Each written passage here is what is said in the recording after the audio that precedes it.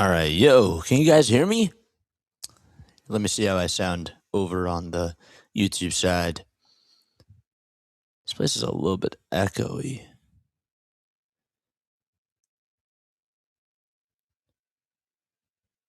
All right, where are we? Let's see how I sound. All right, yo, can you guys hear me? There we go. Good. All right, I sound good. Yes, sir. All right. Let me take off my camera right now. Or wait, not that. Whoops. I got to take off this lower third. There we go. What's up, everybody? Hopefully you're all doing well and having yourselves a very fantastic day. I am not Philly Take with RB. I'm filling in, though, for RB. My name is Jason Joseph. You can call me JJ on here.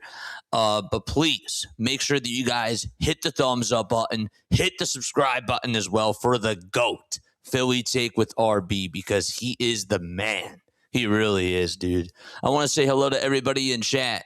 Y'all can hear me loud and clear, right? Yes, sir. Check, check. 1, 2, 3. What's going on? We got Kagio over here. Is that how you say it?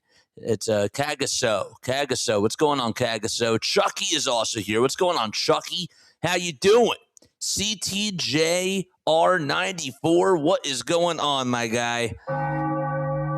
Could you guys hear the bell? Let me know if you could hear the bell. Drop a 1 if you could hear the bell. Philly for Life is also here. Nye is also here. BL, let's go, Sixer Nation. Yes, sir. Oh, I'm so happy that I'm so happy to be here, chat. I really am. I always love seeing you guys. I really do. For those of you who are unfamiliar with me, I do Phillies content. I do the Phillies play-by-plays on here. I also do some Sixers games whenever I can, and I also do some Eagles games as well.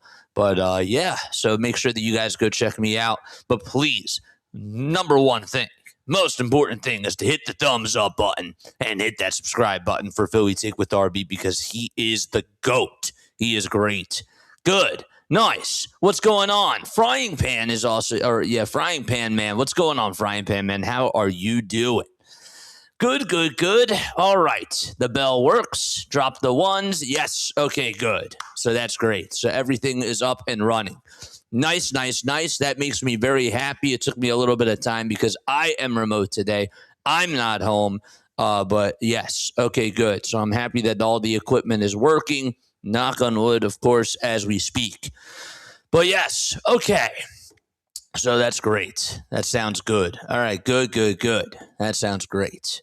So, all right, so we got the Sixers taking on the Detroit Pistons tonight. The 76ers, they did just win last night's game against the Minnesota Timberwolves. There is no Joel Embiid tonight. What's really cool about now is that we've been seeing Paul George, Tyrese Maxey, Joel Embiid, and VJ Edgecombe out there, and it has just been such a treat to watch. How many times this year do we turn on the game and say to ourselves, we're watching VJ Edgecombe, okay?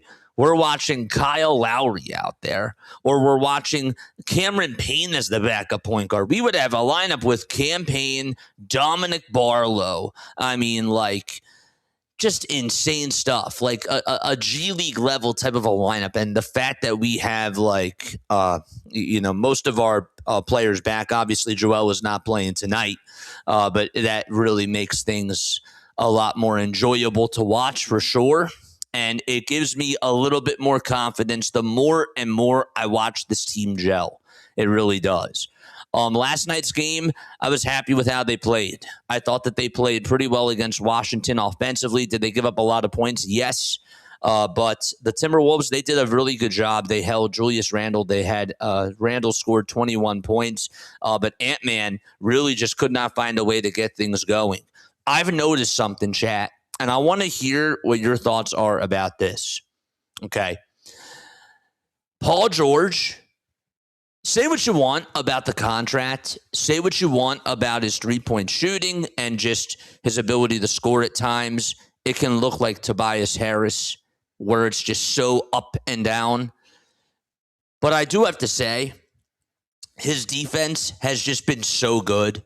It really has. He is their best perimeter defensive player. And I've noticed that from a defensive perspective, when I'm watching this team out there, they look so in sync. It feels like that there's more, or that there's less pressure on VJ and there's less pressure on other guys. And Paul George is just able to anchor it down defensively.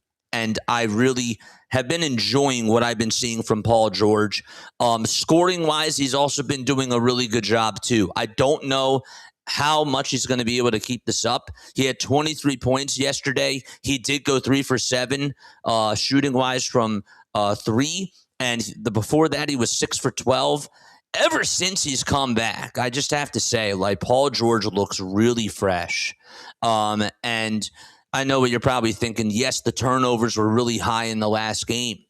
But if they can get overall, if they can get a guy in Paul George who can just lock it down defensively, get you about 2 to 3 steals per game, and maybe sprinkle in a block or 2, along with shooting at least 40% from 3, and be a third scoring option, I'm good with that. I'm totally good with that. And I would be very satisfied with that. I really, really would. I feel like that he is really giving you an extra layer of something that you didn't have before. And we were talking about it at the beginning of the year, where Paul George was doing a really good job defensively, but we knew that when he got suspended that they were going to miss him. And it's just night and day how much of a difference this guy makes out there on the court. Now he has to do this in the postseason, right? He has to be able to lock it down in the postseason when they're playing up against teams like the Boston Celtics and the New York Knicks. And obviously the big fella has to stay healthy. But I've never seen a team, and this is what I want to ask you, Chad. What is the ceiling for the 76ers? Because to me, the ceiling is going to the finals. I could see this team losing in the first round of the playoffs, but I could also see this team going to the NBA Finals. I've never seen a team like this in my entire life.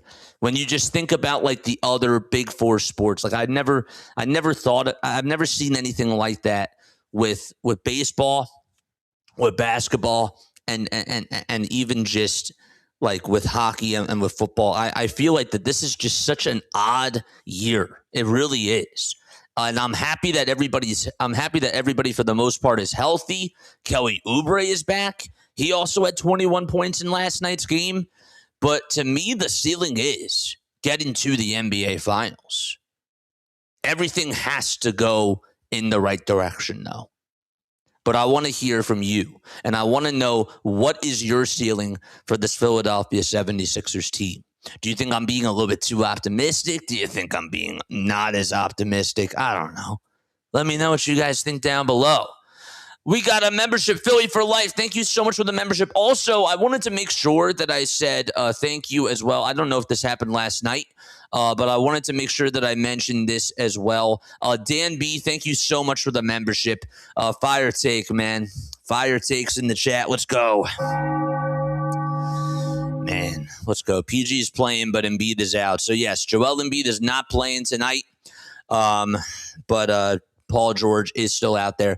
And I got to tell you, I mean, let's talk a little bit about Tyrese Maxey while we are on the topic, just talking about this team and why things are going really well right now. Even offensively speaking, I was actually so bear with me for a second as I gather my thoughts. When VJ Edgecombe was the number one option, okay, I thought that for his sake, this is great, because eventually VJ is going to be a top 2 option on this team. It's just inevitable. He's going to be a number 2 option, possibly even a number 1. I was actually really happy that he ended up getting a lot more attention, because I feel like that's going to help him grow with his game. And I feel like that he has become really strong when it comes to his IQ. I think that he has looked better out there, even when Tyrese and Paul George and Joel Embiid are out there, because now the defense has to pick their poison. Okay? The defense can either double up Joel, they could double up Tyrese Maxey, but yet if you double any of those two guys, VJ is going to be wide open, and we've seen that he can knock down threes. We've seen his deadly mid-range that he has been able to knock down too, and he's just super explosive. Paul George, with the way that he's knocking down threes right now, he's looking really fresh. He can also make plays too. I feel like that now they have a team where this is really what we thought that we were going to get from the Philadelphia 76ers. The only thing is that they have to keep everything in a perspective, and they also, have to stay healthy. That's the only thing that concerns me, is health. Everything else, I have confidence with. And that's where I stand. But I do feel like that VJ Edgecombe himself has taken even more of a role on this team, and I'm really happy with how his growth has been. This guy is a rookie. He is a rookie. He's in a winning situation with a team that has arguably 3 top 30 players when healthy, and he's in a good spot. He really is. And I'm very happy with his development. But with Tyrese Maxey back out there, it's making his job a lot easier too. Everybody is winning. Everybody is feeding off of each other. Have we seen some sloppy plays? Yes, that's going to happen.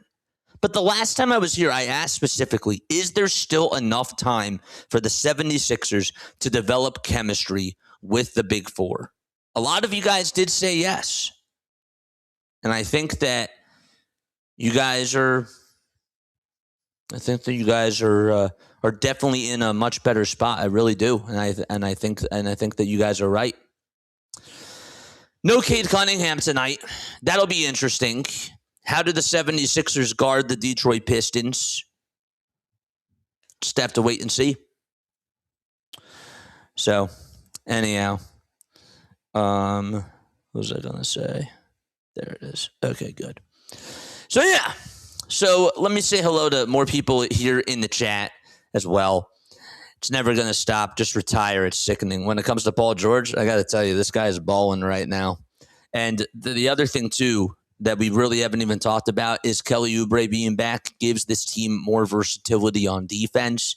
Another guy that can just take it over to the rack himself, gives them more size, gives them more athleticism. I really like with how the 76ers are positioned right now. It's been a very weird season. We've seen flashes of the end of last year's version of the 76ers, and then we saw flashes of the beginning version of what the 76ers were doing last year as well throughout this whole entire season. It's just been so bizarre. It's been so wild. And I feel like the best way to describe it is this really is a 76ers season.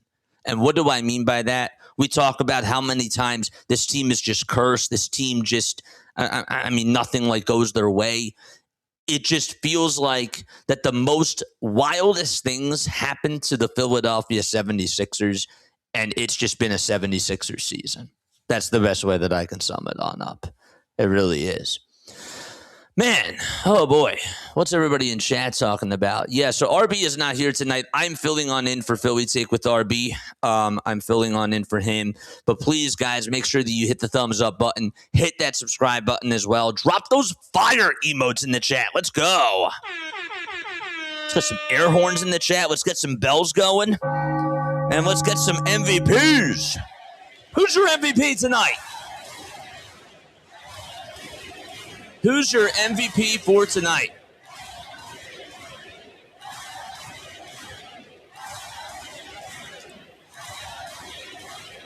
We got a $2 super chat from our man Philly for life. When healthy, this team can beat anyone, JJ. Oh God. Dude, thank you so much for the super chat. Appreciate you, man. I really do. You are the best. Boy, oh boy. All right, MVPs for tonight's game. Drop them down below. Yes, sir. Yes, sir. All right, so we got Paul George. Paul George is the MVP. I like the sound of that. I do like the sound of that. That sounds very, very good to me. PG, VJ, I keep saying Maxey. Hey, Tyrese Maxey, for him to be the MVP tonight, I will take that. Tyrese Maxey could probably drop a 30-burger tonight. That would not surprise me, especially with no Cade Cunningham out there today. I feel like that is definitely possible. I really do. So for the Pistons, they are still missing Cade Cunningham. They're also without Isaiah Stewart as well. So he will not be in the lineup tonight for the Detroit Pistons. And, of course, the 76ers without Joel Embiid and, of course, Janai Broome. They are both not playing in tonight's lineup. All right, so yes, Maxey, I love that. I love that, man. Guys, if you could just do me a solid, don't spam the chat.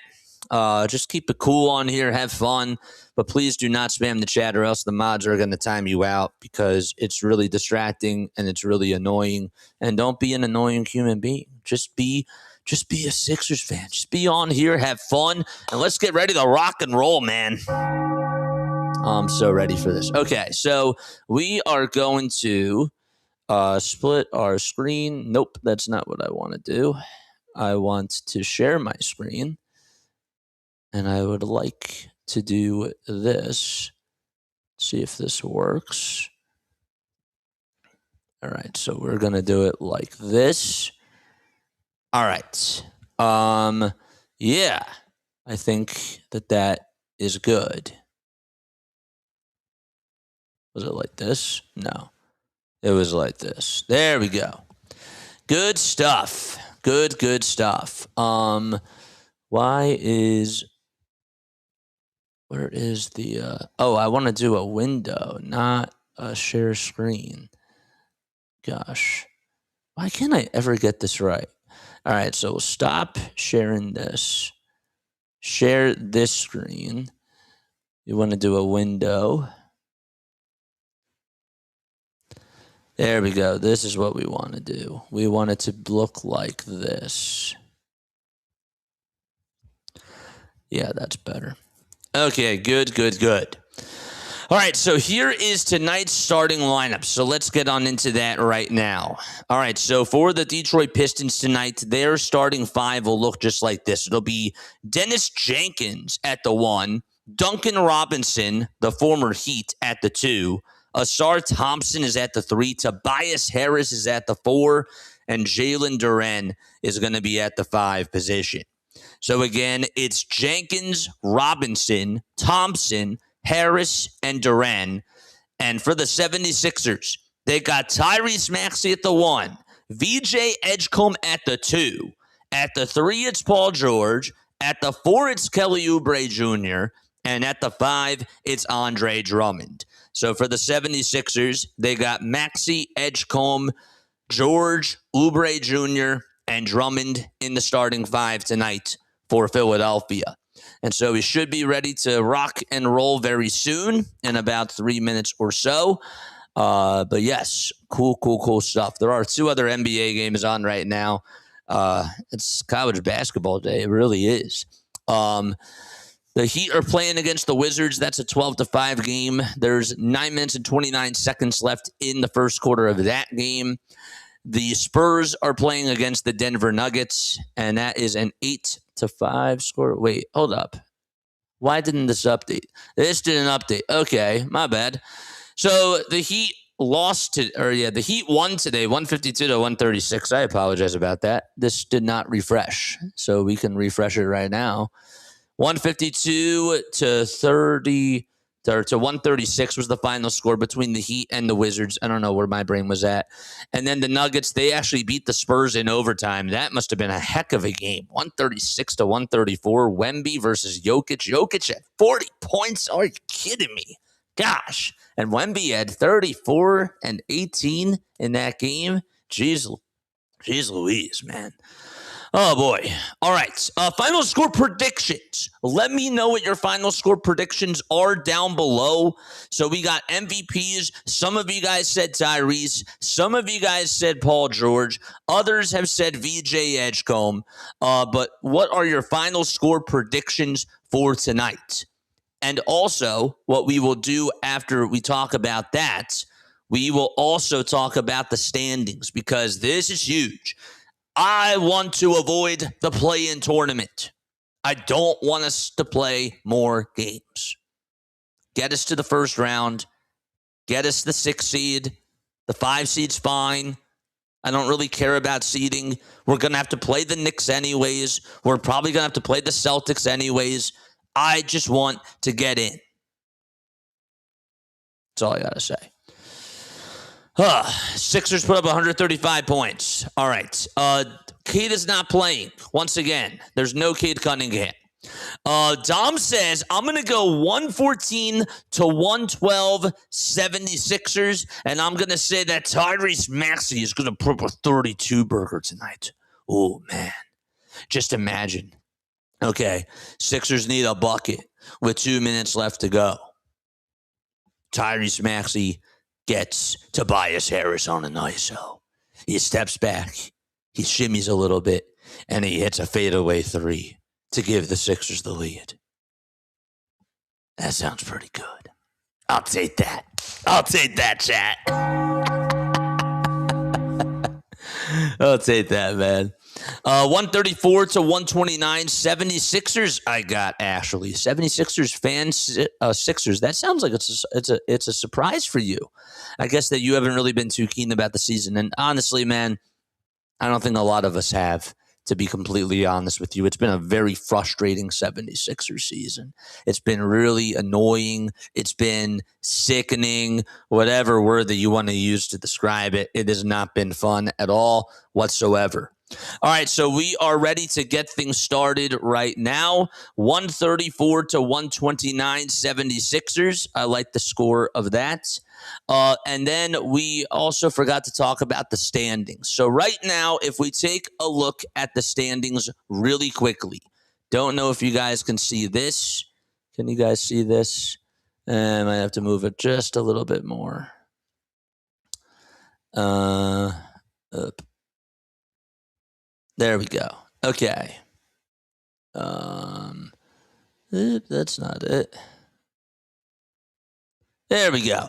All right, so the 76ers right now, we will also zoom in a little bit so that way you guys can see it.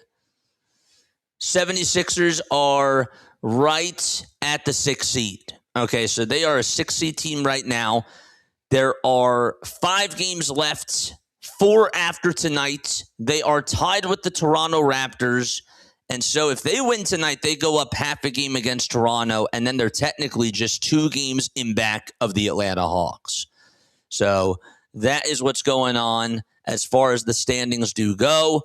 We are ready to jump things off right now. Here is the lineups for tonight's game. I hope that you guys can see it right now.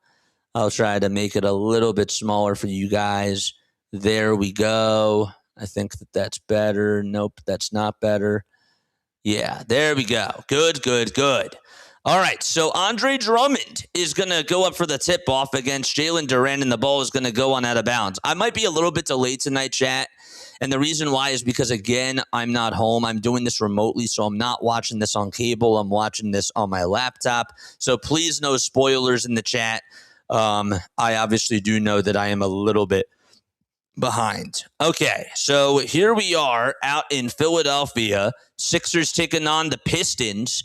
And here comes a driving man over to the basket, and that's going to go on out of bounds. Detroit had the ball, and it'll be Sixers' ball. It was Durant who ended up losing it. Oh, man. Okay. So, okay, here we go. All right, Sixers are going to bounce pass it over to Paul George as they go again from right to left. And George goes down Broadway, tries to go with a reverse layup inside, but he's fouled. And he's going to head to the line to shoot a pair of foul shots. How many points for Paul George tonight, chat? How many points for Paul George?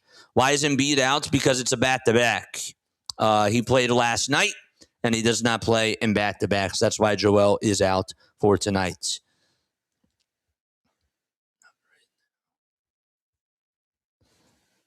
I'm streaming. Here's Paul George at the line. First foul shot is up, and that one is good.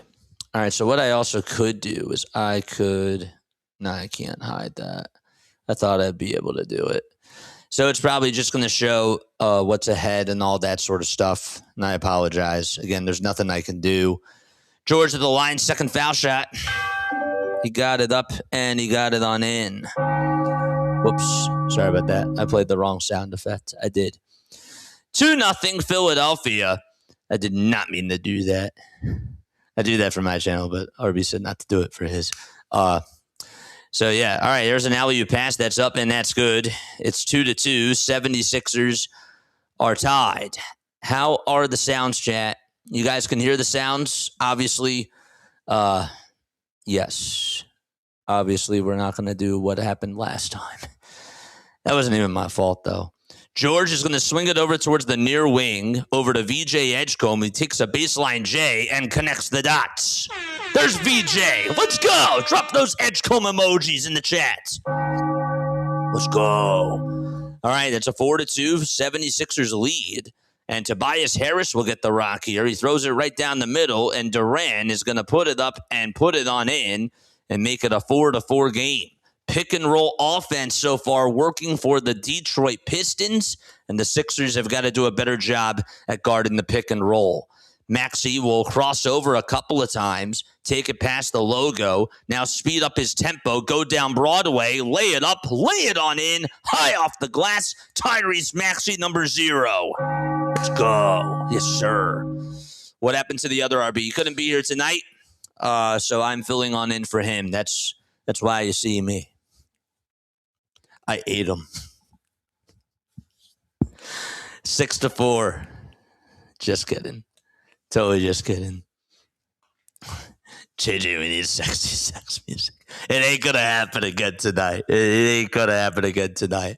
I made sure I triple checked. I made sure that every web browser is muted, and obviously I'm looking at chat, of course, because that was a lesson learned. And it wasn't, again, like I know like it wasn't my fault, but I am definitely keeping chat up for that. Do not spam, do not spoil. 6-5 76ers. Harris at the line made the first foul shot. The second one, bingo, he got it to go. It's a 6-6 game. Tom's laughing. Oh, boy. Okay. So here is Tyrese Maxey going down towards the center, takes it back to the three-point line, puts up a 3, and it's a little bit too strong. I really thought that he was going to knock that thing down. Ended up not being able to do so. Durant with the pick and roll again to Tobias Harris. Can somebody guard the pick and roll? I mean, just put a body down there. Gosh, 8-6 so far. And the Sixers will have Drummond swing it over to George for a 3, and he knocks it down. Paul George able to hit a tray from the right side of the corner, and the Sixers are up by 1. 9:22 left to go in the first quarter. Another alley-oop pass, and that's down and good. And a nice play there by Jenkins, who was able to throw down the lob over to Thompson. And it's now a 10-9 game. George, baseline J, connects for the Sixers, and they go back up by 1. Paul George with 7 points so far in this game. Sixers up by a point, and Tobias Harris will be heavily guarded by VJ Edgecombe, and they're going to have to pass it back to Harris again, and Harris's baseline jumper is good. It's like they're just playing a game of copycat. The Sixers score, the Pistons score. Sixers score, Pistons score. Here we go. It's Paul George again looking to hand it off over to VJ Edgecombe, who's at the logo. Edgecombe is going to get stepped up by Duncan Robinson. He dribbles with the left hand, crosses over, takes it to the foul line extended, spins, turns, puts up a foul line J, and that one won't go. It was a turnaround jumper, and no good on that one. And there's a lob inside and a little floater up and in. Oh, man. That was a little teardrop that was dropped by Jenkins. So Jenkins able to hit the 2. and the Pistons lead it 14-11 with 8:03 left to go in the first quarter. George, foul line, extended J, and he connects once again. Paul George has been a scoring machine tonight. He has put up 9 of the first 13 points for the Philadelphia 76ers. They are down by 1. He has made all 3 of his shots in this game so far, too. It's great. Is there a little lag on your end, chat? Is there a lag on your end? Please let me know, because for some reason, there seems to be like a little bit of a delay on mine, and I hope that that's not bothersome. I really hope. Someone needs to drug test PG. Dude, he is on fire tonight. He really is. He's doing a great job. He's doing an awesome job. What's up, Jorge? Jorge's here. What's up, Jorge? How you doing, man? Big shout out to you. So, yeah, is there a lag, chat? Yeah, a little. Oh, no. I don't like that. Maybe PG really needed that. Yeah. I don't know why there's a lag. Is it audio lag or is it video? Or is it both? Dang, that doesn't make me happy. I know that there's a delay, but if there's a lag, then I'm not happy about that. Let's see. Paul George has been brilliant, man. He has. He's been so good. Hit that thumbs up button, chat. Hit that subscribe button as well, and turn on the bell icons for Philly Take with RB. Let me hear back. Audio's fine. Okay. I'm watching the playback. There's always a delay. Yeah. If there's a delay, I'm fine with that. But if there's like a lag, like a video lag, then I'm not happy about that, because usually I don't have a video lag. There's a delay and a slight bit of lag. Okay. All right. What's up, Mitch? How you doing, man? What's going on, Mitch? How you doing, my guy? Good to see you on here. So, all right. So, yeah. I'm happy with what I'm seeing from Paul George. I mean, how can you not be happy, right? This guy is shooting the ball really well. He looks fresh out of a cannon when he's been out there. And this is the type of version of Paul George that we've been asking for. It really is, chat. We've been wanting Paul George to be able to do these types of things for a little bit of time. And it's really making me very happy that that's the case right now. Oh, man. Is this Toby's revenge game? I hope not. I hope not at all. That would suck. No revenge tonight from him.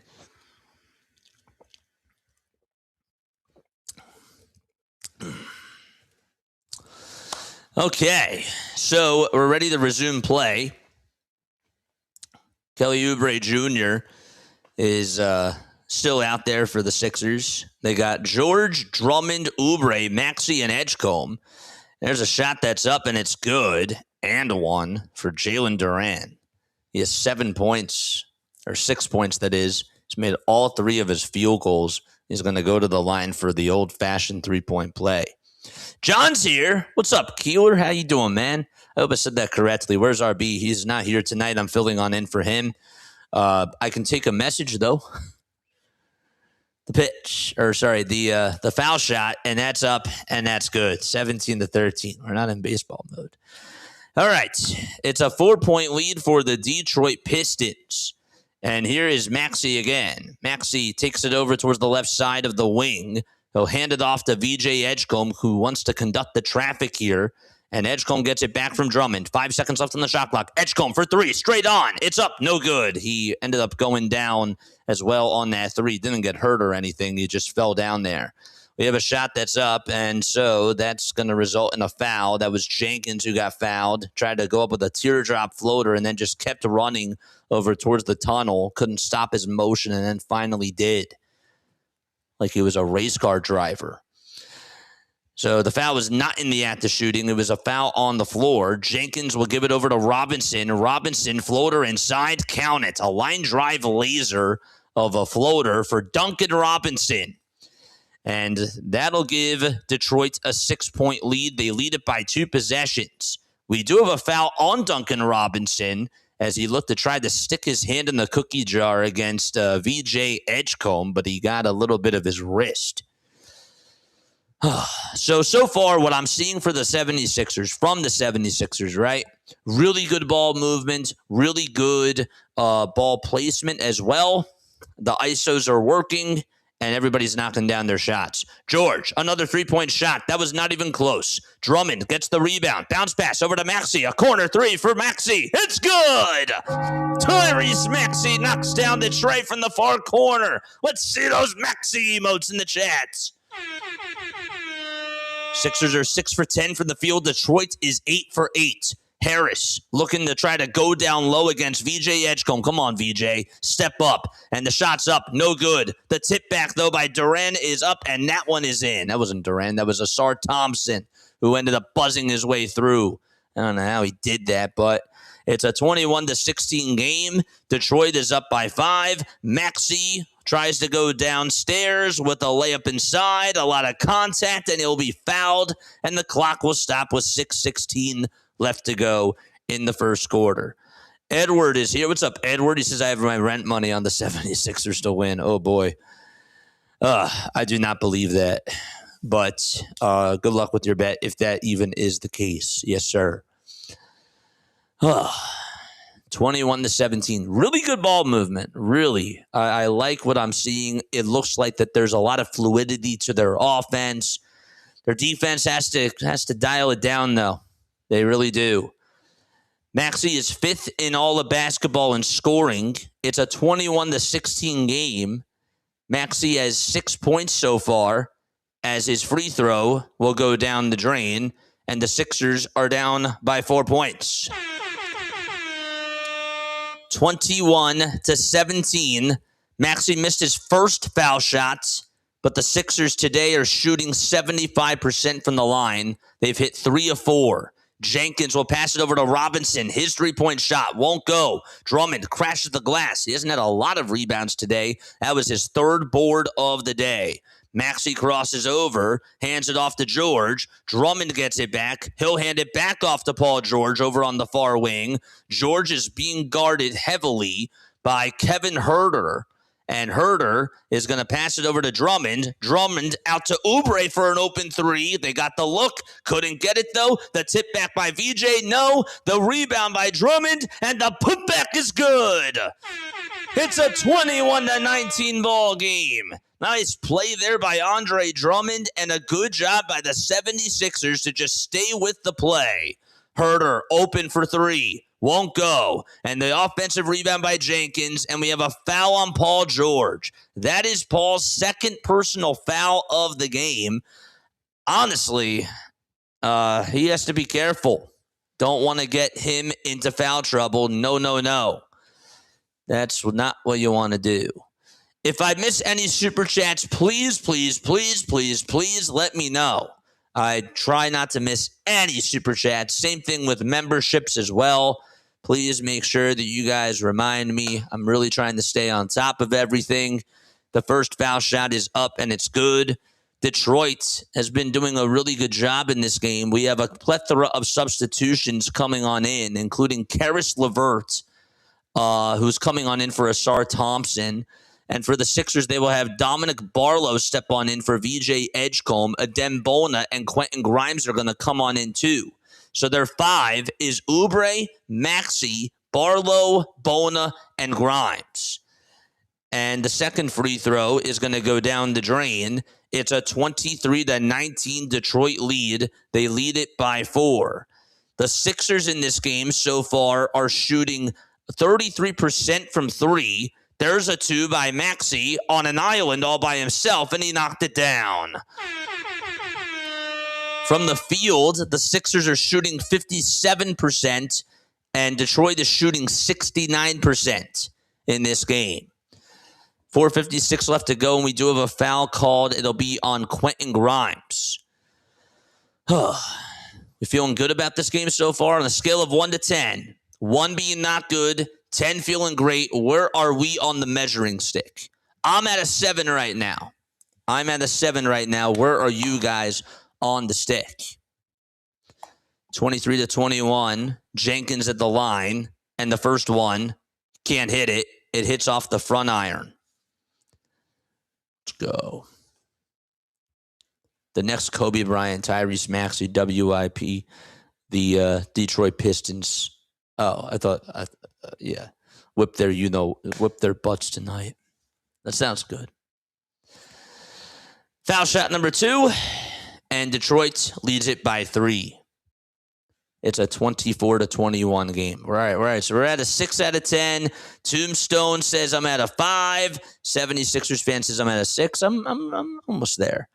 Maxey will pass it over to Barlow. Barlow finds Maxey cutting over to the basket. He pops up a little layup, and he can't get it to go. It's rebounded by Herter. Herter will get it back, and he'll take a catch-and-shoot 3, and that one goes in and out. Bona tips it, and it goes into a Pistons player's hand. He should have just caught the rebound there, but he couldn't see it. And Oubre deflects a pass from Duran, and the shot's going to go over towards the corner, and a three-point shot is up, and it's no good.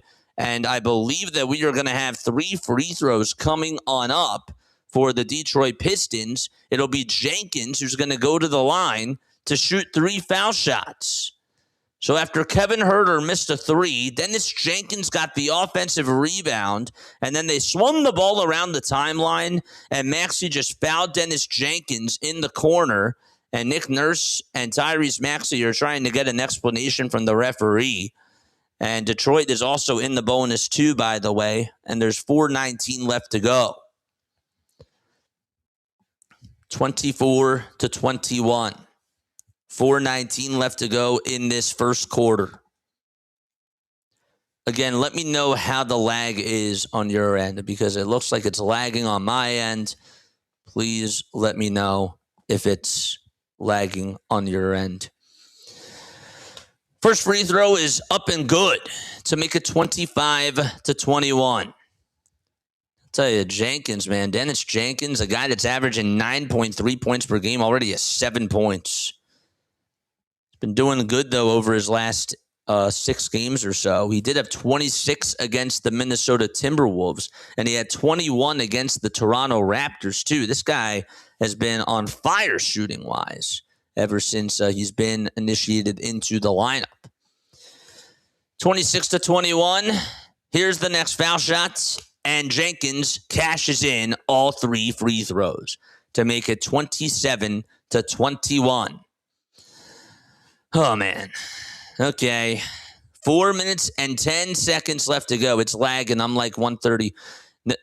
I don't mean like lagging there. Like I know that it's delayed. I'm saying that is my video cutting in and out? That's really my question. That's what I meant to say. Am I cutting in and out is my question.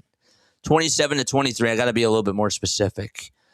Sixers have the ball. It's Oubre who takes it over towards the left wing, hands it off over to Grimes. Grimes for 3. It's up. No good. And the ball gets tipped into Kevin Huerter's hands. Outlet pass over towards the far side man for Detroit, and the shot's up, and the layup is good. And that was Ronald Holland II who hit the 2. It's a 29-23 game with 3:36 to go. A timeout taken by the Sixers, and they'll be back. Man, okay. Oh, boy. All right, good. As long as I'm not cutting in and out, I'm fine with that. Okay. That's not what I wanted to do. I wanted to stop sharing my screen for a second. Okay. So, chat, I'm not happy with this defense so far. I'm really not.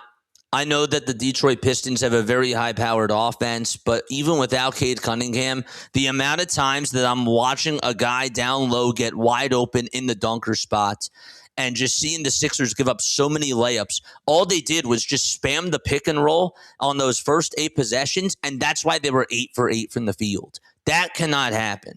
That needs to be cleaned up. Yes, Joel Embiid is not out there, and he's better, of course, at guarding the rim than Andre Drummond is. But gosh, this has been atrocious defensively. Offensively, they've been doing really well, or they started off the game hot, and then they got a little bit cold.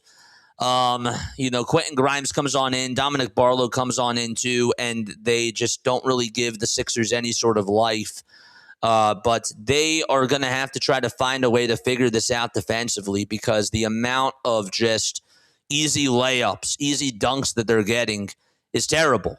And part of that obviously goes on the coaching staff for sure. That's on Nick Nurse. But also the other thing too about it, right? The other part of the equation is guys aren't getting back on defense, and that's a problem as well. So Oubre and Drummond were the defensive problems to start the game, for sure, 1,000%. But I hope that they get better in that department because if they don't fix that, if they can't guard the pick and roll, it's going to be a long night, chat. It really is. And I'm happy that we're getting to see more competitive basketball, but that's just the truth. They have got to be able to stop the pick and roll. Stop it. Put the stop signs up. So, but I hear you. It's totally fair. All right, so let's get this back up and running. Share our screen once more. Put this up over here. Good. Great. That's better.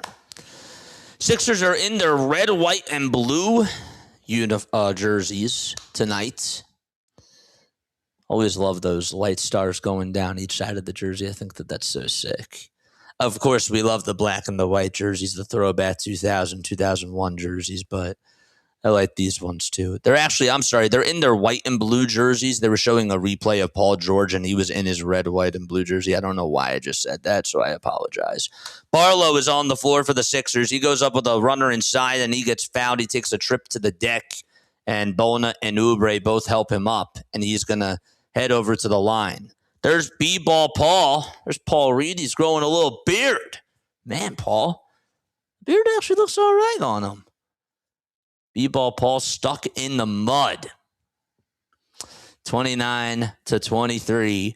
Barlow at the line. Foul shot number 1. It's a swisher. So that makes it 29-24. Do not spoil the game, my friend. We cannot spoil the game in the chat. 30-23. And the second free throw is up, and it's good. And it's a 30-25 ball game. So both foul shots knocked down by Dominic Barlow. The Sixers have Oubre, Maxey, Barlow, Bona, and Grimes out there as their starting 5.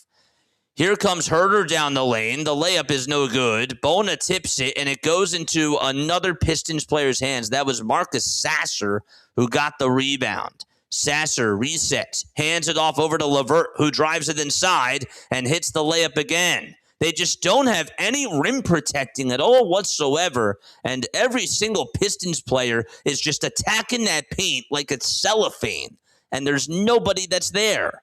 Grimes is going to hand it off over to Maxey, who goes underneath the basket. Maxey tried to hand it off to Oubre, and it was instead handed off to Paul Reed. An outlet pass that goes over to Herter. Herter throws it away. Maxey gets the steal. Maxey cutting to the basket and hitting the layup. It's good. A little bit of some payback there. All right, so he's able to capitalize on his mistake, and the Sixers are down by 4. It's 31-27. Here is Reed, inside, outside, wide open three-point shot will not go. Grimes tipped the ball. Herter pushed him a little bit from behind. I don't think that they called a foul there. Regardless, 2:03 left to go in this first quarter of play. After Holland missed the 3, they didn't say that there was a foul. It's like that he got pushed there, man. 31-27. Sasser for 3. Got it. And they just missed it. But Sasser hit the shot. It's a 34-27 game. That's the first 3 today by the Pistons. Maxey over at the logo. Here comes a screen for Bona.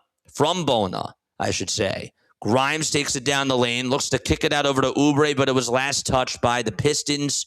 It went off the fingertips of Ronald Holland II. I'll tell you this, though, like ever since the timeout, at least their passing has been really crisp for the most part, except for that Tyrese Maxey handoff turnover. That was bad. Other than that, though, they've been taking care of the basketball, which is good. Barlow looking to give it over to Maxey. Maxey, baseline, Jay. Great defense. Better offense, though. Tyrese Maxey with 12 points. He's 5 for 8 from the field. And the Sixers are down by 5. Reed at the line. Goes up with a runner inside. Not once, not twice, but he's fouled. And it'll stop the clock with 1:20 left to go in the first quarter. The foul was called on Maxey. He now has 2. Paul George has 2. I don't like the small ball lineup here. Why would you go, chat, why would you go campaign, Quentin Grimes, Tyrese Maxey, Dom Barlow, and Adem Bona? Like, that's just a bad small lineup. 35-29 is the score. I just don't even like that. Why even go to the small ball lineup, period?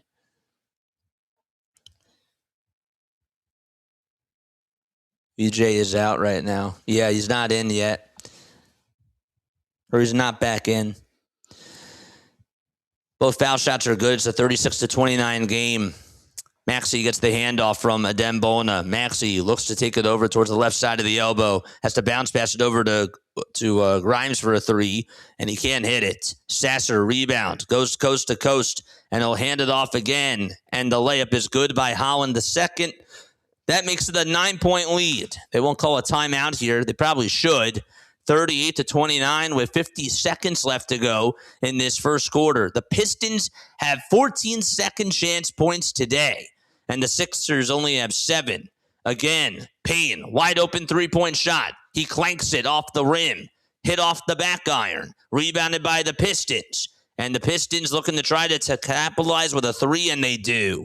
Karis LeVert knocks it down. It's a 41-29 ball game. The Sixers are down by 12. It's the largest lead for the Pistons. They have allowed 41 points because their defense has just been predictable in this game so far, and they have not been able to cover the Pistons over down low on the block. We have a foul called with about 22 seconds left to go. The foul is on Paul Reed, which I believe will send Tyrese Maxey over to the line. Yeah, I don't blame you. We got another $2 super chat from Philly for Life. As usual, the refs are horrible, especially against us. I mean, we just can't win, man. Foul shot number 1 for Tyrese Maxey, and that's up, and it's in. 41-30. I got it. Thank you so much. Thanks for letting me know. You guys are the best.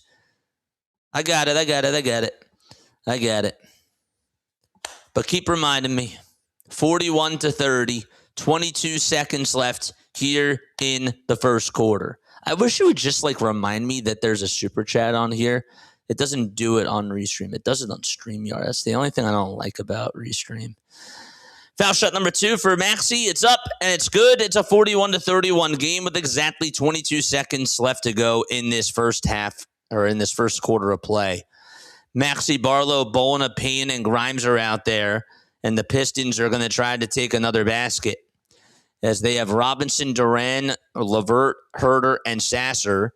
Here comes Sasser, who takes it down the lane, hands it off over to LeVert. LeVert back to Sasser. Sasser's layup over Adem Bona. No. On the second try, it's no good either. Sixers get a rebound with 1 second left, and that's going to do it. The Sixers score 31, but they allow 41 to the Detroit Pistons. They trail by 10, and they go into quarter number 2. Okay. So let's stop sharing our screen right now. Okay. Letter grades for that first quarter. What letter grade are we giving the Philadelphia 76ers today? Also, we have to do trivia. I will not forget about that this time. But what letter grades are we going to be giving to the Philadelphia 76ers? The dreaded second quarter. You mean the third quarter?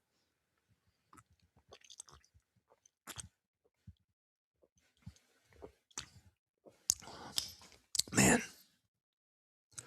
Alba is here. What's up, Alba? How you doing, man? That was a C+. That was a C+ of a quarter defensively. It was a B offensively, so that evens out to about a C minus. That evens out to about a C minus. So Dom says C minus. I'm with man. You guys are like reading my mind. You really are. C minus. I'm going with a C minus too. I really was not happy with the defense in the post. I thought that was terrible. Could not stop the pick and roll. And then, honestly, the other thing, too, is that even there were a couple of times where I'm watching Paul Reed get the ball. He's down low over on the block, and he gets double-teamed. And then all of a sudden, guess what? Somebody's wide open for three. Now, the Pistons have been missing their threes today. They only had one that I could recall from Marcus Sasser. But the Sixers are down by 10 with no Cade Cunningham and also without Isaiah Stewart. And then you have the Pistons are just not hitting their threes. So not trying to downplay what they've been doing offensively, because I think what they've been doing offensively started off really good. They got a little bit stale in that second part of the first half. But that's also because Nick Nurse didn't necessarily manage Paul George and Kelly Oubre's minutes correctly, in my opinion. So I don't like his bench lineups. I really don't. I'm not a big fan of his bench lineups, even when not everybody's available to play. I scratch my head sometimes, chat. I will literally like sit and watch these games sometimes, and I scratch my head, and I'm just like, what are we doing? What are we doing, man? Steve's here. What's up, Steve? How you doing, man? Good to see you on here. Paul George nearly turned the ball over, gives it back over to Campaign over on the perimeter. Payne back to Barlow, who's on the baseline. Barlow reverse layup inside. No, and Adembona touches it last, and it goes on out of bounds. Oh, that was terrible. I don't even know why Barlow took that reverse layup. I mean, he was definitely double covered there. Oh, I got to get the screen back on. Whoops, my bad. There we go. Okay, good stuff. All right, we'll get the screen back on right now. Good. And then we got to go here. Here's the shot that's up, and that's in to make it 43-31. The Pistons have Karis LeVert make a 2-point layup, of course. It's a 43-31. Without a low post, even if it's a decoy, we end up running around the perimeter. You know, you're right. Playing hot potato, waiting for a last-second prayer shot. I agree with you, man. I definitely agree. Oh, boy. All right, 43-31. George, catch and shoot three. Paul George knocks it down. PG, let's go, PG. All right, 43-34. 10:45 left to go. Pistons have the ball. They step back, hand it over to Sasser, and Jeff Green is out there. I can't believe Jeff Green is even still in the league. Herter looking to go up with a floater inside. Got it to go. Sixers just cannot stop the Pistons from scoring in the paint. 45-34, and Herter is going to foul VJ Edgecombe. So the Sixers lineup right now, they got Campaign, Paul George, VJ Edgecombe, Dominic Barlow, and Adembona as their five.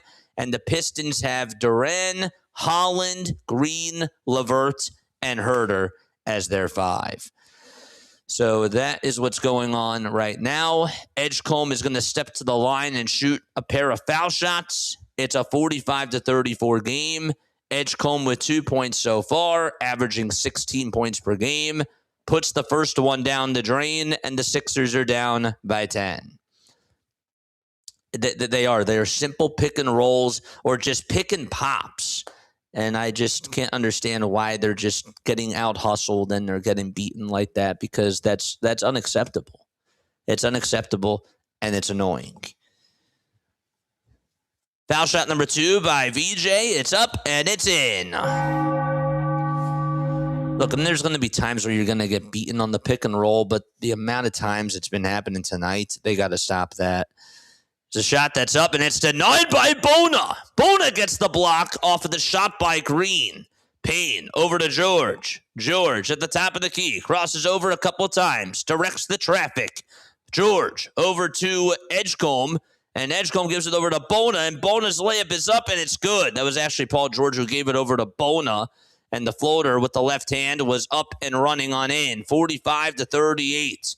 Pistons, baseline J, wide open, up and good. Javonte Green ends up making the 13-foot pull-up J. It's 47-38. Here's VJ Edgecombe looking to pitch it over to Paul George at the Sixers logo as they move again from right to left. George on the pick and roll. Now he wants to ISO, takes it back to the three-point line, crosses over, steps over to the foul line extended. Bona downhill over to Barlow, and Barlow's two is up. It's denied by Javonte Green, and Green comes up with a block there. And here is Barlow trying to pick the pocket of Kevin Huerter. That won't work. Huerter bounce pass over to Duren for a baseline J, and that one won't go. Edgecombe got the rebound. He tries to go coast to coast, puts it up, and puts it on in. 9:02 left to go. Good run by the 76ers to start off this second quarter. They are 14 for 27 from the field. With the Rockets, LeVert, as he goes towards his right side. He steps back, takes a three. They cannot hit a three-pointer to save their life today. Cam Payne gets the rebound. Payne again. Looks to take it towards the right side. Payne over to Barlow. Barlow back to Paul George. 8 seconds left on the shot clock. George, ISO, three-pointer. Yes! 47-43. Paul George is a one-man wrecking crew offensively tonight. 13 points for him. George with a steal. Nice play by Dominic Barlow to be able to block the passing lane. Barlow deflected it over to George. Sixers have good ball movement again. Bona down the lane, and he spins around, turns around, lays it up, lays it on in. The Sixers down by 2 with 8:09 to go. That is a 14-6 run to start off the second quarter. That's what I'm talking about, baby. Let's go. Fires in the chat for Paul George. Paul George is unreal offensively. That's what I'm talking about. Let's go. Let's go. Smash that thumbs up button. Hit that subscribe button as well. I'm not RB. I do not look like RB. I do not smell like RB. I don't know what he smells like. But no, I am not Philly Take with RB. I'm JJ. But I'm filling in for my guy, RB. He was like, yo, I need you to fill on in tonight. And I was like, yo, I got you. Got you, man. Because that's what we do for each other. He fills in for me whenever I do Phillies games. I fill in for him whenever he needs me for the Sixers. And you know what? He's the man. And I love my guy. And obviously, you know, he has an incredible community. I mean, you guys are absolutely incredible. Sixer Nation, Fire Take, man. There's nothing like it. One of the best communities here on YouTube. And I am just really blessed. You know, that's my guy. Oh, man. All of the Philly Take with RB social links. Please go follow RB on the socials. This guy is so good at posting on the socials. He's on X. He's on he's on Instagram. He's on TikTok. He's all over the world. He's all over the socials. And, of course, he's here on YouTube as well. Nasty's baseline jumper, fadeaway jumper is MJ-esque. You know, it's interesting that you bring that up because that shot is ridiculous. And I don't think that he gets enough love for it because the one thing that we said about Tyrese Maxey is that he needs – the next thing that he needs in his game heading on into the season is a mid-range jumper and a baseline jumper. And I feel like that he's been really trying to work back on that step back more. And he's learned it, of course, from James Harden, who's the master at the step back. But he's doing it now in the mid-range, which I'm really happy about. And I see VJ doing that more too, which really is surprising to me. And that makes me very happy. So big shout out to VJ Edgecombe, to Tyrese Maxey, because they are the future. Cheers to the future, chat. Cheers.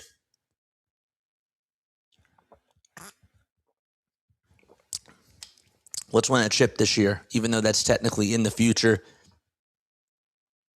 Let's do it. 47-45. Detroit has a 2-point lead. It's going to be Huerter who is going to try to loft it inside over to Duran, and Duran just is able to throw it down with both hands. Nobody on him. Just too easy to get by Paul George. And that'll make it 49-45. Why is Maxey sitting out for this long? 7:35 left to go in the first half, and Paul George, another two, another bucket. 17 points for Paul George. He's only missed one field goal in this first half. It's a 49-47 game. The Pistons bench outscoring the Sixers 20-8. That's not what you want. Another catch-and-shoot three, and the Pistons are able to knock down their second three, their first one of the quarter. It's a 52-47 game. It's actually their third one of the game. I forgot that they did hit one a little bit earlier in the quarter. So they are 3 for 8 shooting-wise from the field. Campaign looks to try to take it down the lane on his one-on-one matchup. He does. And he makes the layup, high-arcing, underhanded scoop. It's up and good. Don't forget to like, don't forget to subscribe, turn on the bell icons too, and that way you will know when we do go live. There's my channel. You guys are the best. You're cool, JJ, says Lawrence. Lawrence, you see me. You see me. You come onto my channel, my guy. What's going on? Electra says I just subscribed. Nice. Did you subscribe to RB? Did you subscribe to me? If you subscribe to anybody, please subscribe to Philly Tank with RB. 52-49 is the score, and we have a stoppage in play. Looks like that Kevin Huerter was trying to save the ball from going out, and so was Campaign. And this is going to be, I believe that they're going to say that it's going to be Pistons ball, and it is. All right, so we're almost halfway done the second quarter of this game. Duran with a bounce pass, and it goes over to Duncan Robinson. More pick and roll action. They'll swing it towards the outside. Sasser for three. Can't buy a bucket from downtown. Payne leaps up and corrals his miss.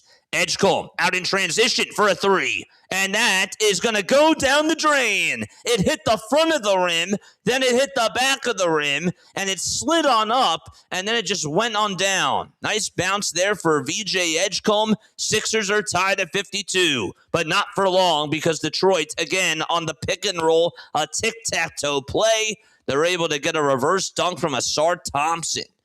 That was nice. That was a good play there. And that makes it a 54-52 game. The Pistons lead it by 2. George, runner inside. Can't get the friendly roll, but he is fouled. And that'll stop the clock with 5:39 left to go in the first quarter. Maxey not back out there just yet. Bona is 3 for 3 from the field. I'll tell you, Andre Drummond was getting eaten alive on the glass in the first quarter, and Adem Bona seems to be playing much better here as the second quarter has come on in. But they are going to take Bona out after George makes his first foul shot, and Andre Drummond is going to step back on in. Hopefully he's rejuvenated and that he's able to get rebounds because they're really going to need that. JJ and RB, we need a joint live stream one time. Dude, I want it to happen too. I really do. I would love that to happen, man. I really, really would. 54-53. And this is for the tie. Can George tie the game? 5:39 left to go. The foul shot is up, and it goes in and out. So the answer is no. 5.5 minutes left in this first half of play. Pistons have Harris, Robinson, Thompson, Jenkins, and Reed. A catch-and-shoot three by Toby. Too much mustard on that one. Offensive rebound by Paul Reed. Jenkins will pass it to Harris. Didn't want to take the three. Now he does. Jenkins' three goes in and out. The ball's popped up by Harris and corralled by Paul George. George was right behind him. George wants to ISO again. And we have another whistle called, and that's going to result in a timeout. So that's what the whistle was. The Sixers signal for a timeout. They're down by 1. 5:07 remaining in the first half of play. Okay.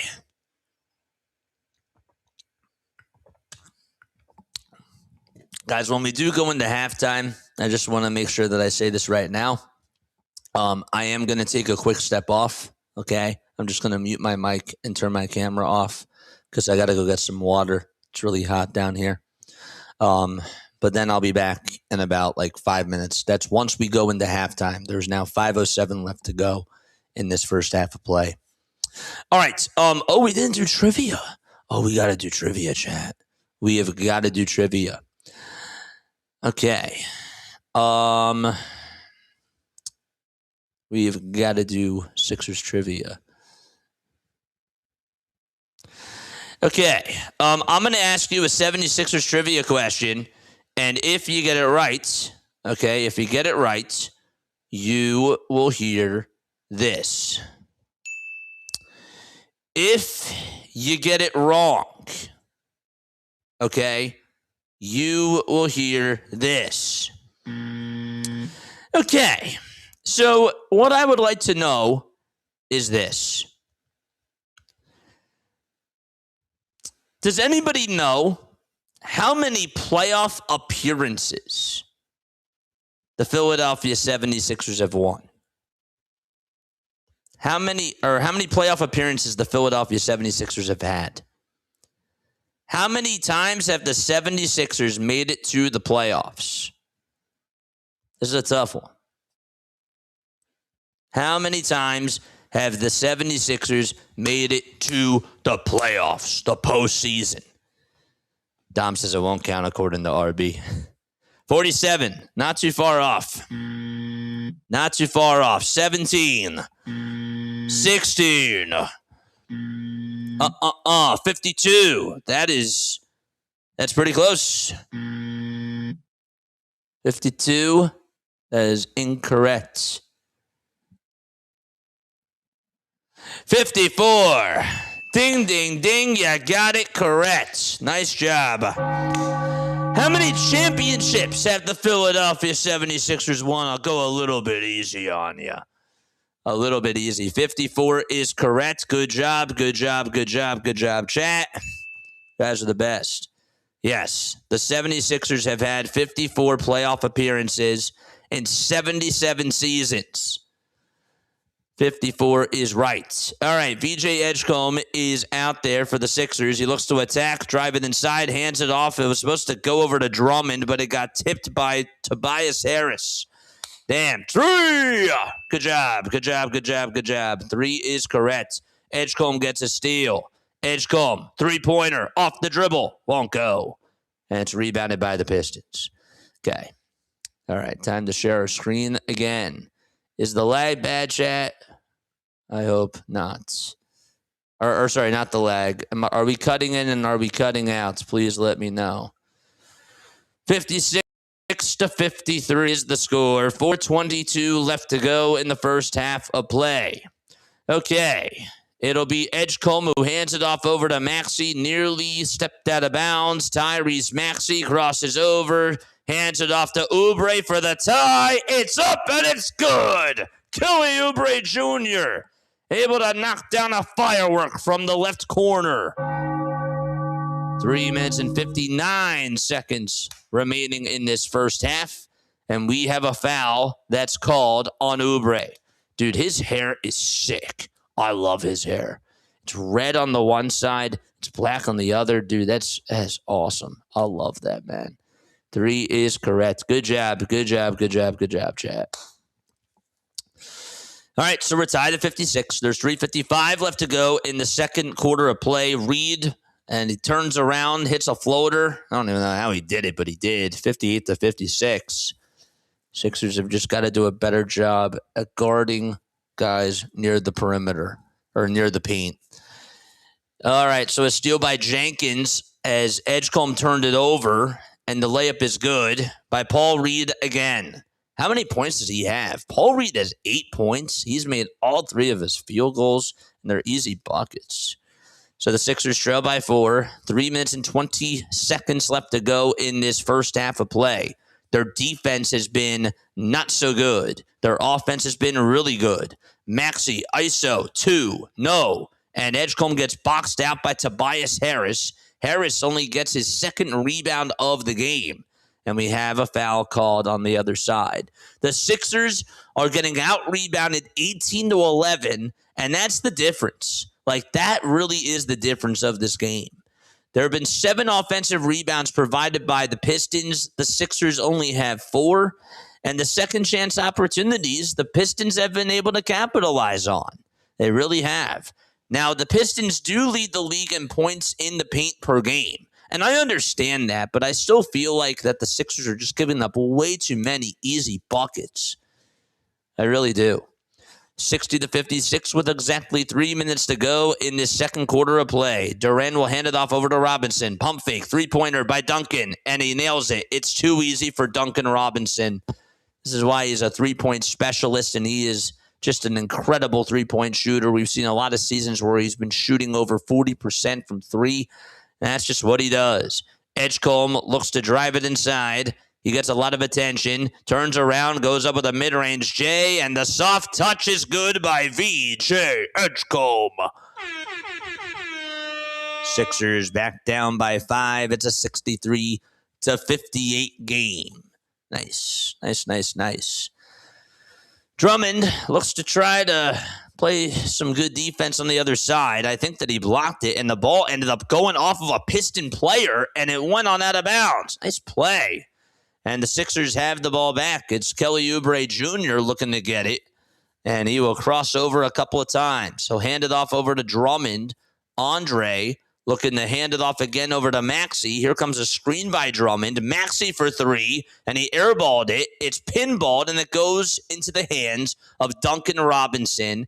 That's his second rebound of the game. It's a 5-point lead for the Pistons with less than 2 minutes to go in this first half of play. They got Harris, they got Robinson, Duren, Thompson, and Jenkins. And here we go. A catch-and-shoot 3 is up, and it's money in the bag that's for Jenkins. He knocked it down and just stepped back and faded away and hit the shots. 1:30 left to go in the second quarter. Oubre trying to attack, and the ball is stripped by Harris, stolen by Jenkins. Robinson hands it off to Harris again in the post. The shot's up. The shot's good. And 1:16 left to go in this second quarter. Sixers have been taking their foot off the gas pedal over their last couple of defensive possessions, and they just have not been able to wake up offensively over their last 3 possessions. Drummond, corner 3. In and out it goes. Rebounded by Duren, and he will just take his time down the court as the Sixers trail by 10, 68-58. Harris gets the ball stripped. The ball goes on out of bounds. 48.1 seconds left to go. Tyrese Maxey, great defense, and he will get the ball back for the Sixers. That might have been one of the best defensive plays I've seen today. Drummond, by the way, was not credited for the block, even though that was actually good defense that time. But the fact that we're even just talking about Maxey stripping the ball and having it go off of Tobias Harris's left foot being the best defensive play today, that says a lot about how bad this defense is tonight. Edgecombe gets the inbound pass, and he takes it over towards the logo for the 76ers. He'll cross over again a couple of times, dribble with the left hand, and now look to try to loft it over to Paul George, and the ball gets tipped by Thompson, and it's going to go out of bounds. It'll be Sixers ball. Maxey also did get credited for a block off of Tobias Harris's layup. So statistically, if you do have him, he did just block the ball. Don't forget to like, don't forget to subscribe. Turn on the bell icons too. They're going to clean up the hardwood really quickly before Tyrese Maxey inbounds it over towards that near corner. Jenkins will guard the inbound pass from Tyrese Maxey.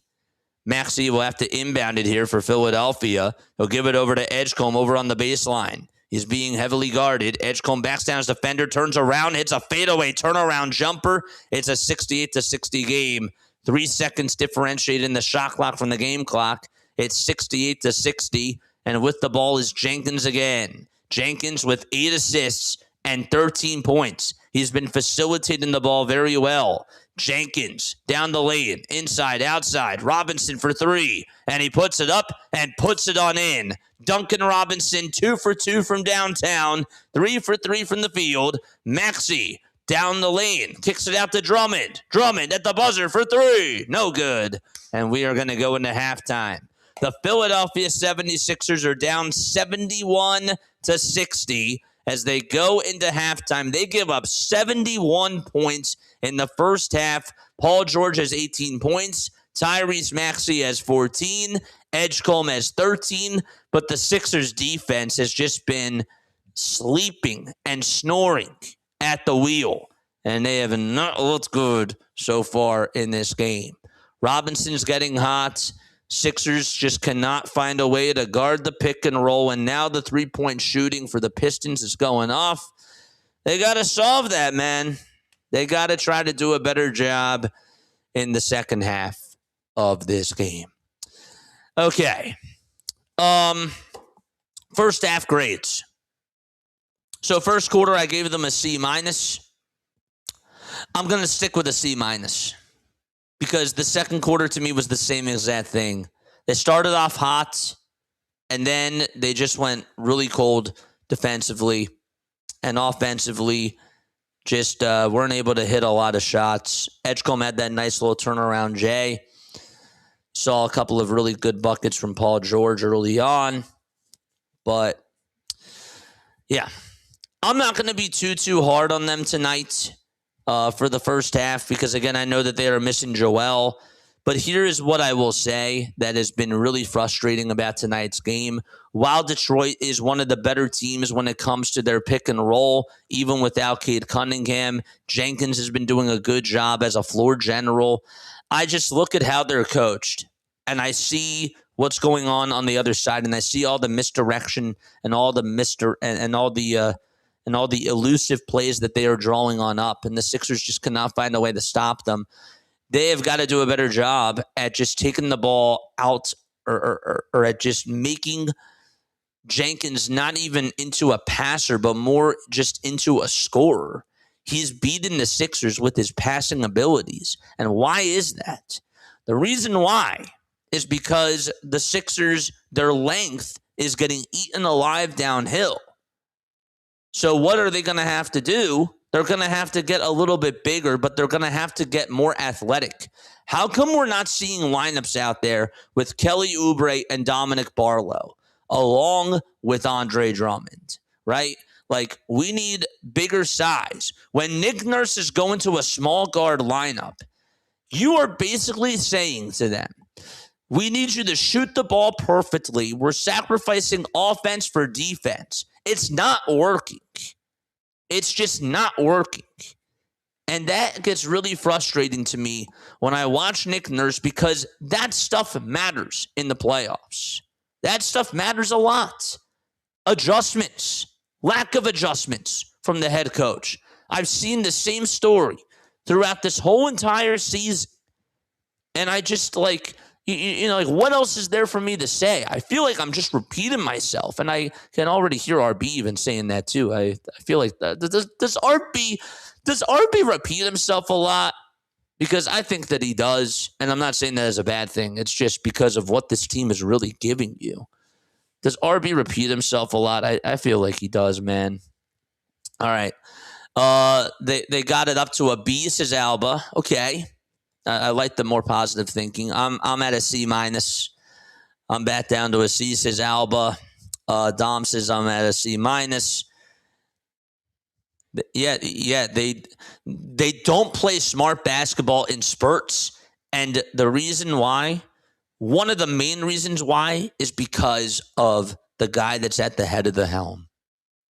And that's just the truth. It really is. Embiid not being able to play is stupid. I don't like Daryl Morey. You know what it is, man? That is not a Daryl Morey problem. That is a Joshua Harris problem. I got into a whole thing about it the last time I was even on here, just talking about the medical staff. And it's just, it really is sad. I'm not going to go down that rabbit hole tonight. I crashed out on the medical staff and just Josh Harris for putting up with this for like not even before Joel Embiid got here. There's some people that are still that are still on this medical staff that have been here even before Joel Embiid got here. And we've had a history of injuries. We can go all the way even back to Andrew Bynum getting hurt while bowling. It's the truth. So, but yeah, Pistons end the half with a 15-4 run. Ew. 15-4 run? It's terrible. Nurse doesn't rotate, Nurse doesn't adjust. It's not even just the lineups, right? It's also just watch how the defense is playing. You give this team a little bit of space. You give the Pistons a little bit of space, that's wide open. That's what wide open is in the NBA. You just give them a second to shoot. That's wide open. It is. Maxey has 20 in the first half. Oubre has 17. Yeah, no, they're scoring the ball fine. The offense is working really well. But I also have to say today that for some reason Paul George is not even playing good defense, and I got to be on him about that. So, defense has just been atrocious. Giving up too many points in the paint. I just don't like looking at these numbers, chat. Listen to this. You're getting out-rebounded by 10. Andre Drummond, your rebounding machine? Anybody want to take a wild guess as to how many rebounds Andre Drummond has in this game? He doesn't even have 5. Not even 5. That's how many rebounds. That's how many rebounds. 3 rebounds. And guess who has more rebounds than him? Actually, he technically doesn't have more rebounds. He has 1 less rebound than he does. Paul Reed has the same amount of rebounds as Andre Drummond does. And that's not good.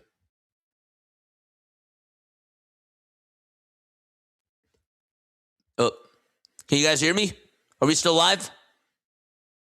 Hello? Are we still live?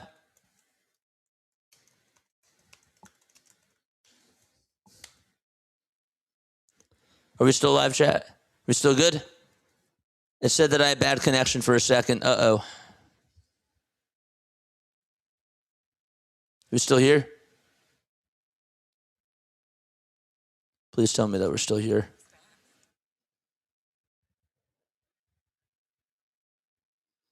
Yes, okay, good. Thank God. Man, thank gosh. Thank you guys. Thank you very much. Oh, boy. But yeah, 3 rebounds. 3. That's unacceptable. Justin Edwards only plays 5 minutes. And Nick Nurse thinks that it's fine to just go to a small guard lineup against a team that has 6'7", 6'8" players. And it's fine. Asar Thompson, chat, is 6'7". Duncan Robinson, chat, is 6'7". Dennis Jenkins, even as a point guard, he's 6'4". Ronald Holland II, 6'8". Javonte Green, 6'5". Paul Reed, 6'9". Kevin Huerter, 6'6". So, yeah, just play the small guard lineup. That's smart. Just sacrifice your defense because your offense, when you have Quentin Grimes out there as your number 1 facilitator, that works great every time. It's annoying. It's super frustrating. So, that's where I stand, chat. We're going to put up the box score again for those of you who haven't seen how things are going so far in this game. This is how it's going. All right. I'm going to put it up for you right now. Okay. So that's where my frustration lies. I'll get to the good right now, but this is the box score right here. So Paul George, 18. Tyrese Maxey, 14. George, Maxey, and Edgecombe today have scored 45 points on 16 for 26 shooting. That's great. That's really good. They're getting it.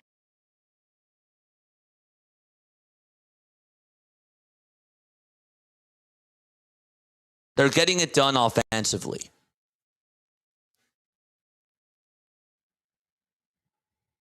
But defensively is a whole nother problem. They've got to be better defensively, man. Folks, if you are new, please make sure that you hit the thumbs up button and subscribe to the channel. We did just get an update from Paul Hudrick, and I want to make sure that I talk about this. Campaign is not going to return tonight. So there's that. He's dealing with a right hamstring strain. So he is not going to return. Just wanted to throw that out there.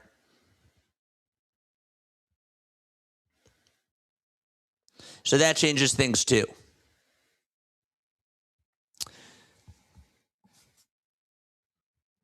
At this point, I would say Paul George is the backup point guard. Quentin Grimes is not a point guard, man. He's just not. Cade's not even playing in this game. And yet, we don't have a backup ball handler. We don't have a backup facilitator. So, oh, man. But you know what? They can definitely adjust. And I hope that they do. Because they can still win this game.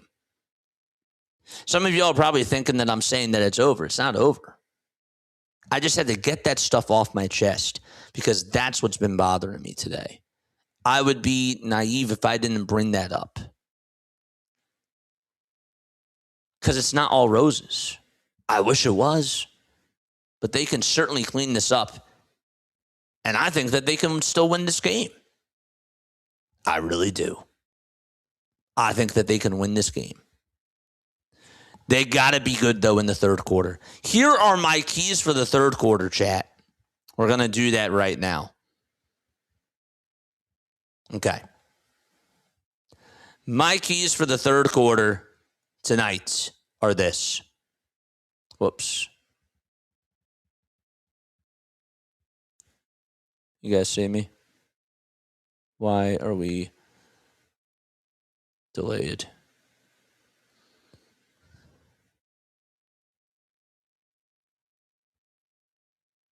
Stop sharing. There we go. Nice. My keys for the third quarter tonight. Don't get out rebounded. Don't get out rebounded. You're going to have to go out there. You're going to have to be firing out of the gates. And you're going to have to do a better job at also scoring the ball. Or sorry, not scoring the ball, but guarding the passing lanes down in the post. That's where I stand. I don't know why the camera's not showing up here. That's a little bit odd to me. It's really bizarre. I don't get it. But whatever. Weird. All right. I'm going to take a very quick step off. All right. I have to go fill up my water. I will see you very soon, though. Don't go anywhere.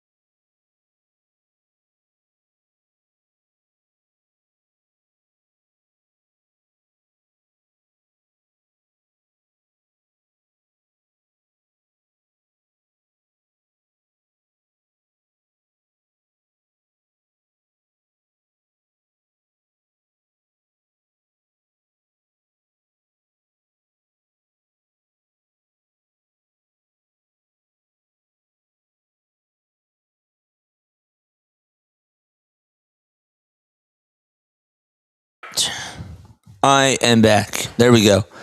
All right, so we are underway in the third quarter right now. It's a 73-60 game. Here's a shot that's up, and it's no good.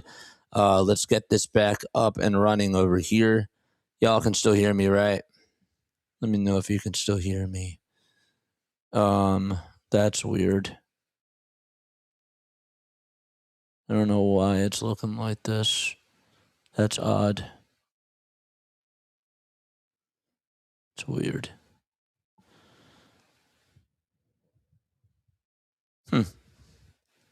Stop sharing.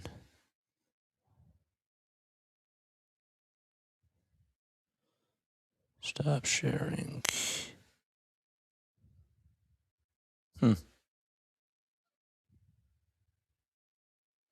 That's really weird.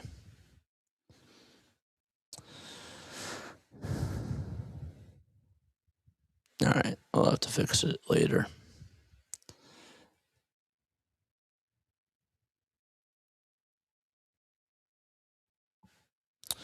All right, it's a 75-65 game as the Pistons are up by 10. Sixers cut it back to an 8-point game. It's a 75-67 game. I'll fix the scoreboard in just a little bit. I don't know why it's doing this. That's really odd to me. Can I just delete this? Hide. Okay. There we go. Good. All right, we fixed it. Good. We fixed it. Fixed the problem. All right, it's a 75-67 game. Sorry about that.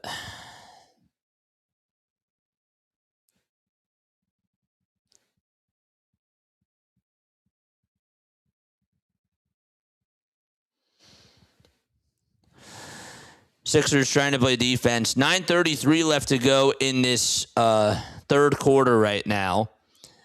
And here's a shot that's up, and it's no good by Detroit, but they're going to throw it away, and the ball is going to go on out of bounds. Wow.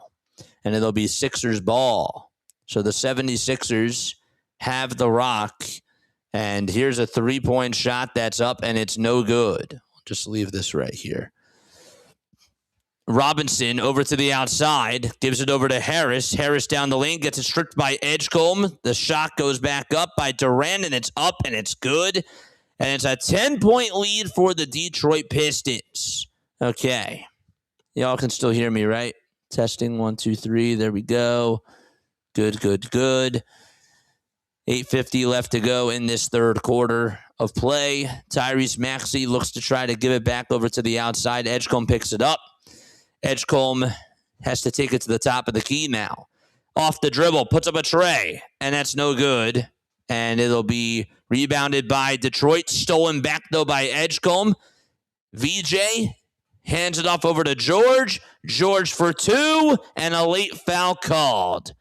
George wanted to attack the rim, and he is going to go to the line to shoot a pair of foul shots. So I don't know why this is like this. That's a little bit odd. There we go.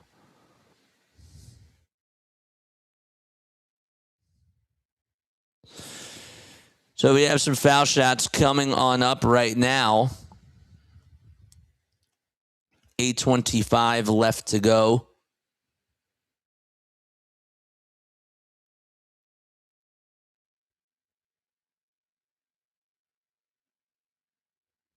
I think that's better. Yeah.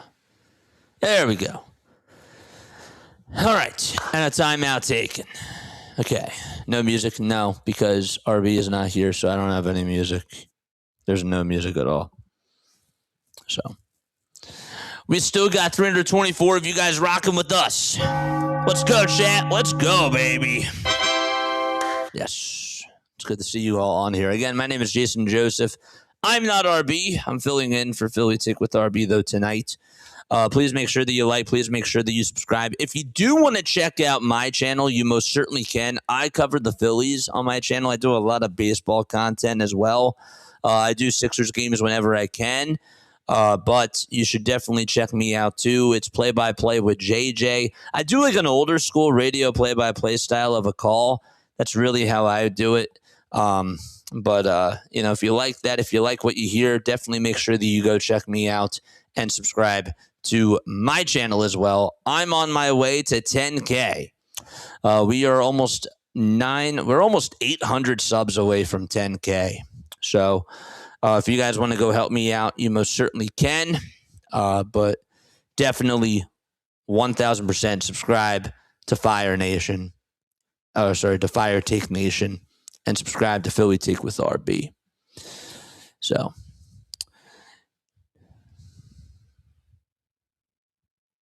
JJ loves dog sitting. I can tell by his energetic enthusiasm tonight. It's not that I don't love it, because I absolutely do, for sure.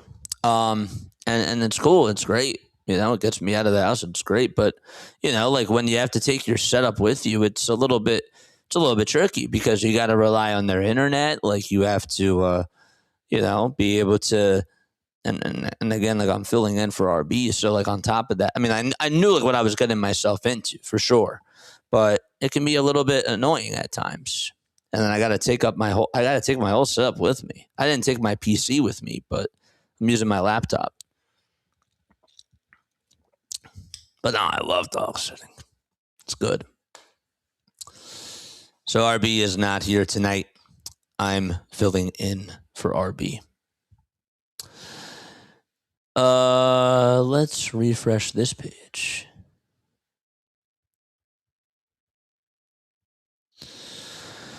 So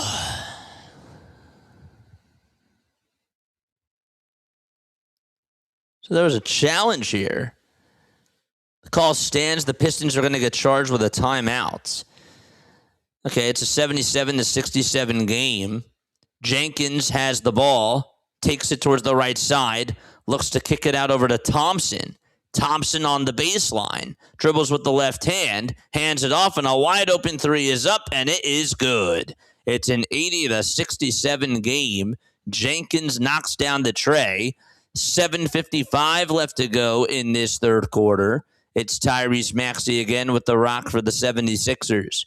Maxey to George over on the baseline. George double-teamed, throws it away. Bad pass, bad read. Harris got the steal. Harris down the lane. Foul called against the Sixers. They'll say that it was on Kelly Oubre Jr., and we will have some more foul shots coming on up. It's a 9-7 start to the third quarter by the Detroit Pistons. And the Sixers' defense has just not been so good in this third quarter, stopping guys go over to the basket. If the Sixers win, I'm moving from Kenya to America. This is Bugs Bunny. That feels like it's something that Bugs Bunny would say. I don't know why.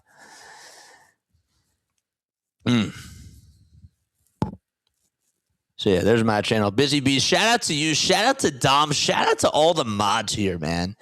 You guys are incredible people. You really are. Big shout out to you guys. I love you all so much.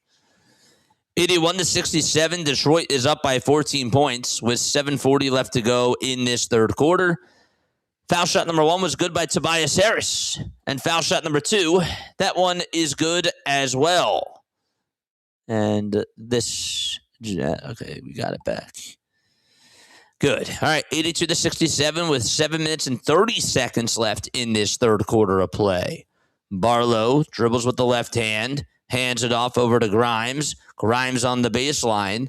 Grimes takes it back over towards the right side. He steps back, fires up a very tough shot. In and out it goes. Just a bad bounce for him. Bona touched it last. And it'll go out of bounds. It'll be Pistons ball. That was just a bad bounce there. That was a tough shot. I didn't like the shot selection either. Pistons on a 7-0 run over their last 2 minutes of play. Sixers could use a stop on defense. Robinson for 3 on the catch and shoot. And no friendly bounce there. George rebound. Outlet pass to Tyrese Maxey, who cuts down the lane. Hands it off to Bona. Bona goes underneath the basket, and another Sixers turnover. Bona stepped out of bounds, and it'll be Detroit Pistons ball. You can't make these bad mistakes. He stepped right on the line. His left foot was right there on the line, and he just steps out of bounds. And the Pistons have it again. Harris looking to back down Tyrese Maxey. Maxey tries to go for the steal. Harris goes up with a 2, and it's up and it's in. Just easy offense for Tobias Harris. They're getting him involved more. The mismatches are forming, and the Sixers can't do anything to stop it. George looks to try to hand it off to Maxey. Maxey was ready to go down the lane. The ball goes on out of bounds. And it'll be another Sixers turnover. No one's getting on the same page. Nothing at all whatsoever over these last couple of possessions. So it's an 84-67 game with 6:13 left to go in the third quarter. Harris, another jumper. The ball is tipped. Thank goodness Grimes got the rebound at the Pistons foul line. And George has it again for the 76ers. Paul George has been a little bit quiet to start off the third quarter here after exploding in the first half. George for 2. He's fouled. And we will have some free throws coming on up. Man, I want them to win this game because I really would like them to get that 5 seed or just at least try to inch their way closer to getting that 6 seed. They got to win these games, man. They have to win these games. Sixers will inbound it over to Tyrese Maxey. Maxey dribbles with the right hand and dumps it inside over to Paul George. George, jab step. Foul line, fadeaway jumper. Too easy. That's just a practice shot for Paul George. 84-69 with 5.5 minutes left to go in this third quarter. Robinson to Sasser. Sasser on a pick and roll. Looks to get around the screen. The runner is up, and it's good. Jalen Duren is just screening left and right, and he's making it look so easy. Maxey lost the ball. It's picked back up by Tobias Harris. It's a 4-on-2 situation. Pick your poison. Harris down the lane. Dumps it off with a bounce pass over to Thompson, and Thompson dunks it home. It's a 19-point lead for the Pistons, and the Sixers' third quarter woes continue. A 17-9 run for the Pistons. Boy, oh boy. Man, it's not what you want. Not what you want at all whatsoever. Come on, man. They got to wake up. Paul George, Tyrese Maxey, Dominic Barlow, Adem Bona, and Quentin Grimes are your 5. It's not even a terrible starting. It's not even a terrible lineup.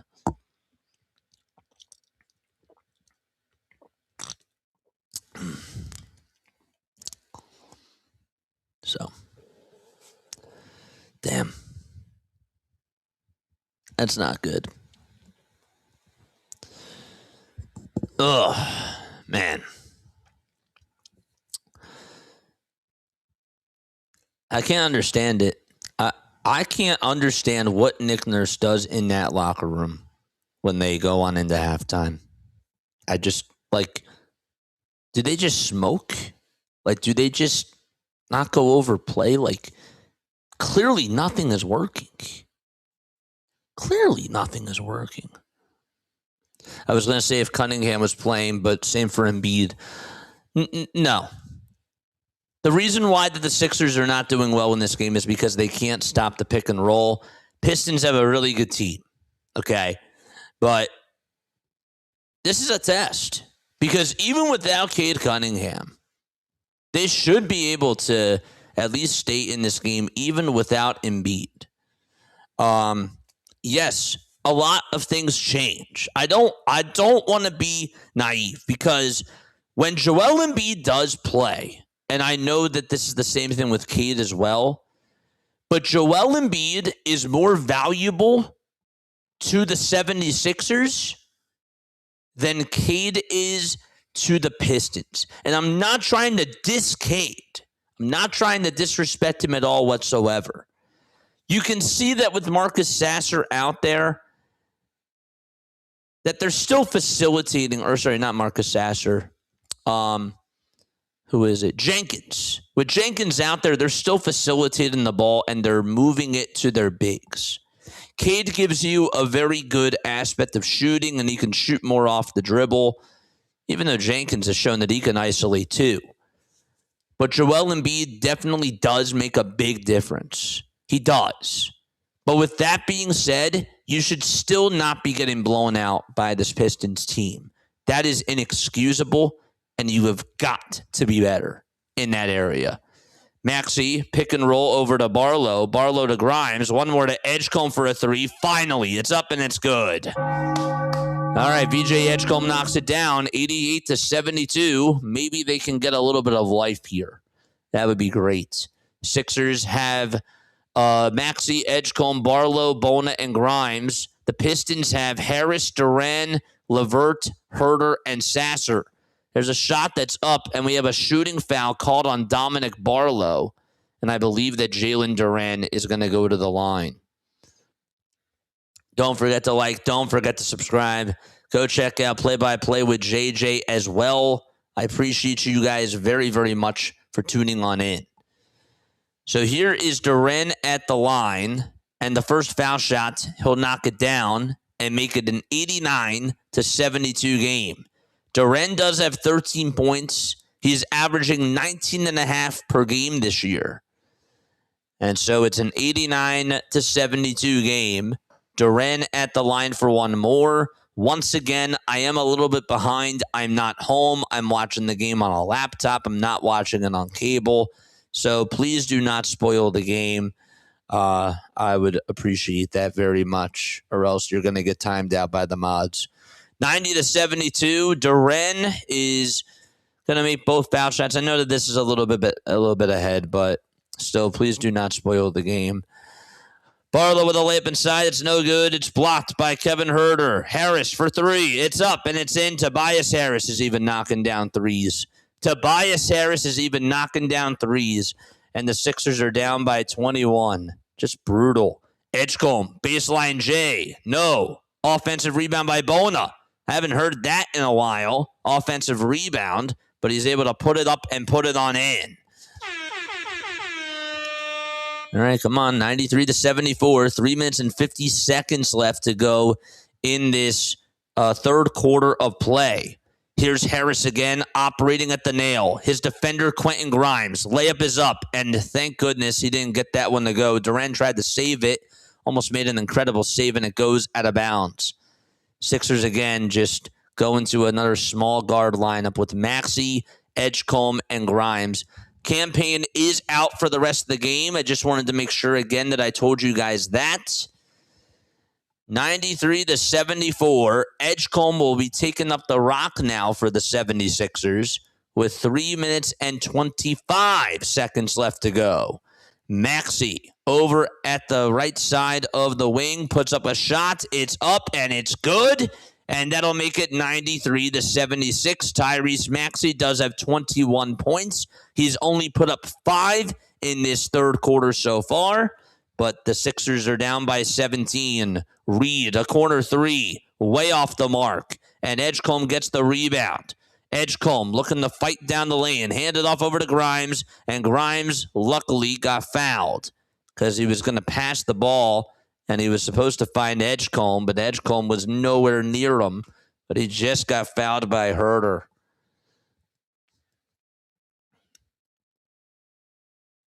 Down 17. Oh, man. It's a hamstring. Yeah.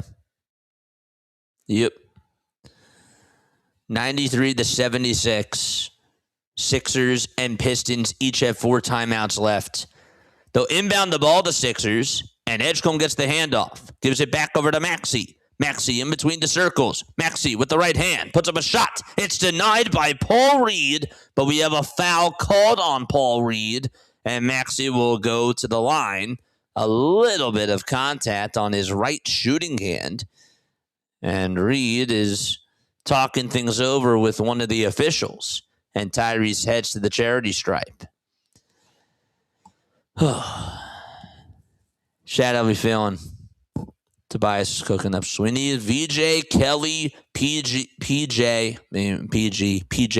Tucker. Yeah, no, we need PJ Tucker now, guys. Oh, man. 100% agree. The Pistons are still a good team without Cade. The Sixers have no identity without Joel. Yeah, and like I don't like to put it that way because it feels like I'm letting them off the hook when I say that because they shouldn't be left off the hook. Do you know like what I'm saying? Like they shouldn't be getting outclassed like this. They just shouldn't. Pistons again are going to give it to LeVert. LeVert off the baseline goes up with a 2, and the Sixers get another rebound. The Pistons shooting has gone a little bit cold. The Sixers got to catch fire. Edgecombe looks to bust his way down the lane, and he is fouled. So they are slowing the game down. They are driving it, and they are putting it into the interior of the paint, which is good. And they are also providing a lot of physicality down low. So that I'm happy with. They're changing the pace of the game. That can help. That's good. RB, you look different. Yeah. Do I sound different too? Busy Bee says, I'm so annoyed with this team. Yeah. It's valid. It's totally valid. And again, like I'm a positive person too, but I got to call out the flaws. How can you be happy with how they've been playing in this game? Both foul shots will make it a 14-point deficit, 93-79. Okay, Maxey with 23, George with 20, and Edgecombe with 17 so far. Reed hands it off again, and the ball goes over towards the left side, but it's going to be a kicked ball violation. And it'll still be Pistons ball. Again, Detroit's offense has gone a little bit cold. Sixers need to pick up the pace here. They do. They got to pick it up. Here's Herter for a step-back three-point shot. No good either. Grimes gets the rebound. All right, let's go. Maxey picks up the tempo. Goes down the lane. Euro step. Floater. A little short. Edgecombe. Rebound. Good. And they'll reset it back over to Grimes. Grimes to Edgecombe for 3. No good. Oh, he had a good look, too. He had a really good look. He was open, and he couldn't knock it down. 1:44 left to go in the third quarter. He hits that. That's a game changer. A floater on the inside for Detroit. That's no good. Good physicality down low by Barlow. Look at this. They're playing Barlow and Bona, and they're actually using their athleticism here. Maxey to Edgecombe again. Edgecombe tried to go up with a 2, but it's going to be a Edgecombe stepped out of bounds. Damn it. VJ Edgecombe stepped on out of bounds. Where did he step out? Yep. As soon as he caught it, his right foot was on the line over on that far corner, and the Sixers turn it over again. That's the 5th turnover of the quarter, I believe, for the Sixers. At least it feels like it. 1:20 left to go in this third quarter. Sixers get a steal off the bad turnover by the Pistons. Grimes got the steal, and he is going to hand it off over to Edgecombe again. The 93-79. 1:05 left to go in the third quarter. Edgecombe towards the right side, being heavily guarded by Herter, gets a little bit of space and puts it up and puts it in. Let's go. 93-81. That was a great bucket by VJ. Another ISO shot, but he hit it. He did. We see that he can isolate at times. That's good. Floater on the other side. That's up, and that's good to make it 95-81 with 46 and a half seconds left to go in the third quarter. All right, it's Maxey again, dribbling with the right hand, crossing over, driving it down the lane. Maxey, layup inside, denied by Paul Reed, and stolen back by the Detroit Pistons. Maxey tried to bust his way past the trees. It was no good. 23 seconds left to go, and it'll be Duncan Robinson with the ball. Robinson over to Herter. Herter lost it, but he is going to get fouled. Herter got fouled by Barlow, 95-81 with 15.4 seconds left to go. Fundamental defense doesn't exist. Since March 19th, the Pistons are 7-2, and Jalen Duren has put up 23.5 points per game. And this is without Cade Cunningham. Again, I know that they're doing well, but I still expect that the 76ers do a better job in the paint. Got to keep them on their toes for that. Duncan Robinson is going to inbound the basketball for the Pistons, and he gives it all the way over to Jenkins. 10 seconds left on the game clock. The shot clock's unplugged. Jenkins being guarded by Edgecombe. They have a switch, and now it's Bona who steps up. Jenkins, step back, three-point shot. No. Rebounded by the Pistons, and that is going to do it. Sixers are down by 14. They're going to go into the fourth quarter, trailing 95-81. They still have a chance, but, man, they got to keep their foot on the gas pedal. They do. I didn't like in that third quarter towards the end that the Pistons, I'll give the Sixers credit on defense because they definitely did cause the Pistons to be out of sorts, but they definitely left meat on the bones there. And they were not able to capitalize on shots. VJ had a wide open three. I thought he was going to knock it down, and he didn't hit it.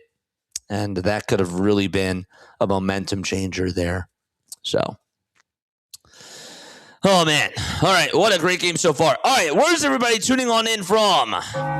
Shout out to everybody in the chat. Where are we tapping on in from? Let us know down below where we are tuning on in from. We got 451 people. Drop those fires in the chat. Let's go. Man, I need a Sixers win tonight. If there's anything that's going to boost my spirits, it's a 76ers win, a 76ers W. I want to play the damn song. I want to play the song, man. I really do. I'm tuning on in from Germany. Well, what's going on, Ilami? How are you? Atlanta, says Busy Bee. Salute to you. Shout out to Atlanta. Let's go. Nevada, Cali. Let's go. Brian is here. What's up, Brian? How you doing, my guy? Brian tunes on into me. If you guys want to go subscribe to my channel, you can. I am so close to getting 9,200 subscribers. I will actually, how many am I away? I have to do this really quickly. Nevada, shout out to you. Macedonia. Let's go. Macedonia, shout out to Macedonia. Glasgow, Scotland. We're not even at 200 likes yet. We got to get to 200 likes. Let's go. Come on, man. I know that the Sixers are losing, but come on. We got to get to 200 likes. Let's go. Let's go. We're going to the fourth. We got to get to 200. All right. How many are we at? We are 11 subscribers from getting to 9,200 over on Play by Play with JJ. If you guys want to go subscribe to my channel, you most certainly can. But yes, we are 11 subscribers away from getting to 9,200. I got the Phillies game tomorrow afternoon. If you guys like listening to the Phillies, you should definitely check me out because that is what I'm mainly on for. Maxey with 23, George with 20, VJ with 19. And they are leading the way for the Sixers, but yet they're still down. They're actually leading the game in scoring. Maxey, George, and Edgecombe are all leading the way in scoring for the 76ers. And yet Bona has 8, Barlow has 2, Grimes has none. Tuning on in from Mars. Shout out to Mars. Yes, Bruno Mars. Shout out to Bruno Mars, too. Here's a floater that's up, and that's no good. The ball's volleyballed all the way over to Barlow, who tips it over to Grimes. Grimes to Edgecombe, picks up speed. Edgecombe layup, no. Grabs his own rebound. Outlet pass over to Grimes, or a pass back out towards the three-point line. Barlow again, back to Edgecombe over on the corner. Edgecombe with 3 seconds left on the shot clock. He wants to isolate again. Nobody else is moving. Edgecombe for 3. No. And Bona with a putback jam. Let's go, Bona. It's a 95-83 ball game. That was explosive, and that's how you start off the fourth quarter. Great rebound by Bona. Nobody else was there, and he was just able to put it back like he was Clint Capella. Love it. Here's LeVert again over on the outside. LeVert is going to try to bounce pass it, give it over to Duren. Duren for two. No. Great defense by Bona again, but he couldn't box out on the rebound. LeVert got the board. Duren for two. Bona stands his ground again, and the Sixers come up with the basketball. George nearly got it picked away off the bad pass by Edgecombe. Barlow hands it off to George. Sixers go from left to right. George crosses over behind his back, in between the legs, floaters up. It's too strong. And it's rebounded by Herter. That was a golden opportunity for the Sixers. LeVert down the lane. Gives it up over to Jenkins. LeVert had a chance and was not able to get a little bit of separation from Barlow. I thought that he was going to. And we have a foul called on Barlow. It's a personal foul. 95-83. Dang, he just mistimed that floater. But what an effort by Dominic Barlow on that first rebound. Really just concentrating, pinning the ball away, and getting it into the hands of Quentin Grimes. They're not a good team at tipping the ball, but that was a really good tip. LeVert with a fadeaway jumper. Great defense again by the Sixers. They got to convert it to offense. They have to. Edgecombe looks to try to take on his defender, and that's Herter. He'll swing it over to Grimes at the top of the key at the three-point line. Grimes now looking for help. He can't pick up his dribble, so he has to pass it, and he throws it away. He threw it right away to Jenkins. Easy pick for him. Herter wide open three. Nails it. Bad play again by Quentin Grimes, and it's a 98-83 game. Grimes with a terrible turnover there. Got into his own head. Paul George was easily covered. And Edgecombe is going to pass it over to Grimes on the outside. Grimes on the attack. Can he finish for two? No. The ball was tipped by Barlow. Bona wasn't ready for it, and instead it's picked up by a Piston. LeVert to the outside. A wide open three. No good. Edgecombe rebound. And taken back by Paul George again at the Toyota sign. George looking to try to dance around the timeline, and he tries to hit it up inside. No, George grabs his own offensive rebound somehow, and we have another whistle called against the Pistons.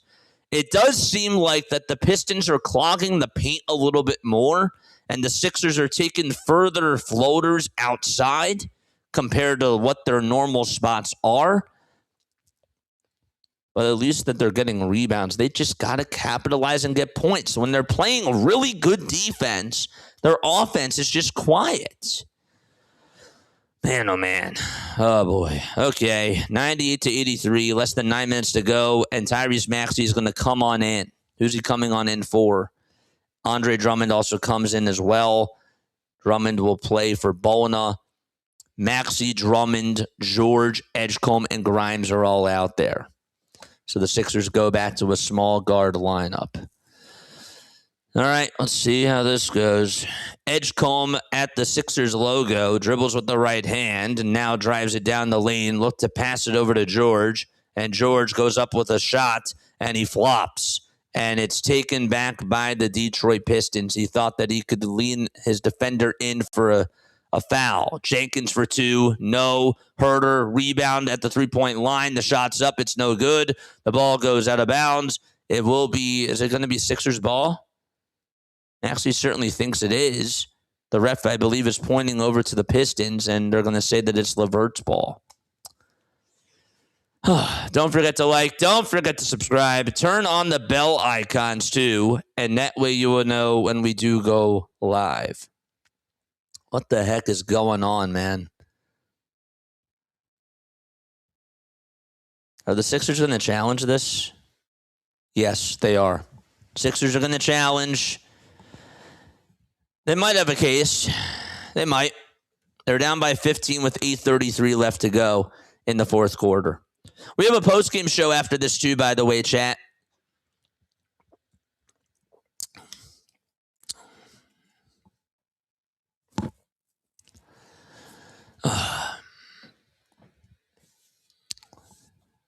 Drummond to zero heart.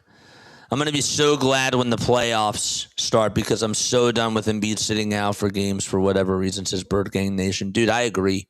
Great take. Shout out today because it was a back-to-back. He's just not able to play back-to-backs. So, Sixers are going to win their challenge here. Let's go.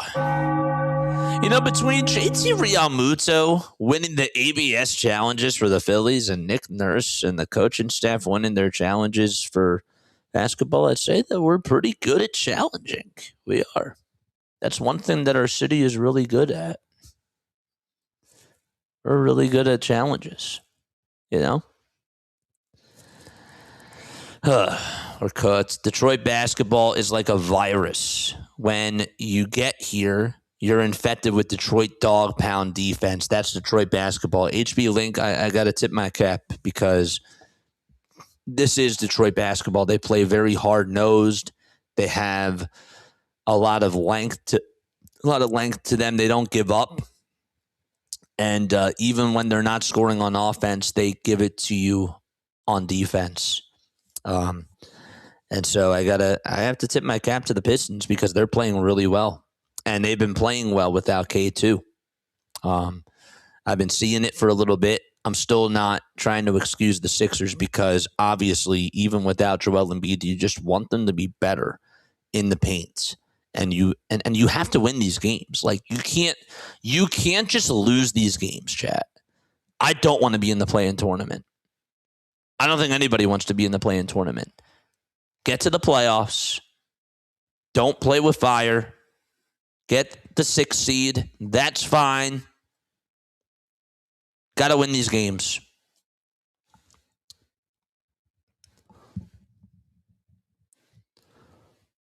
$98-83. If Embiid can't play back-to-backs, why retire? That's honestly the weirdest thing I've seen tonight.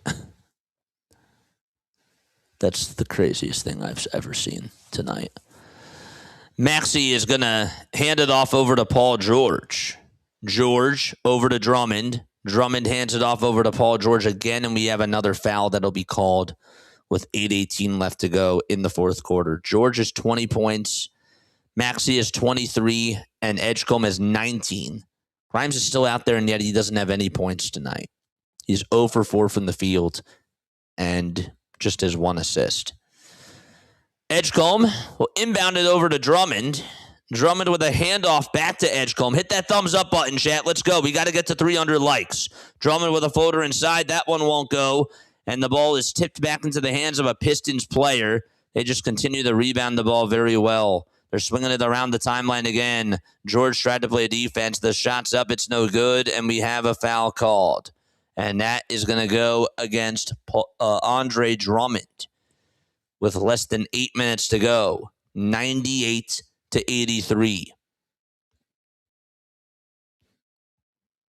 I don't even know where Oubre is, man.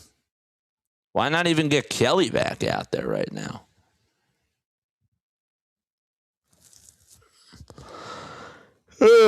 Excuse me. This offense is to wake up. Foul shot number 1 will not go.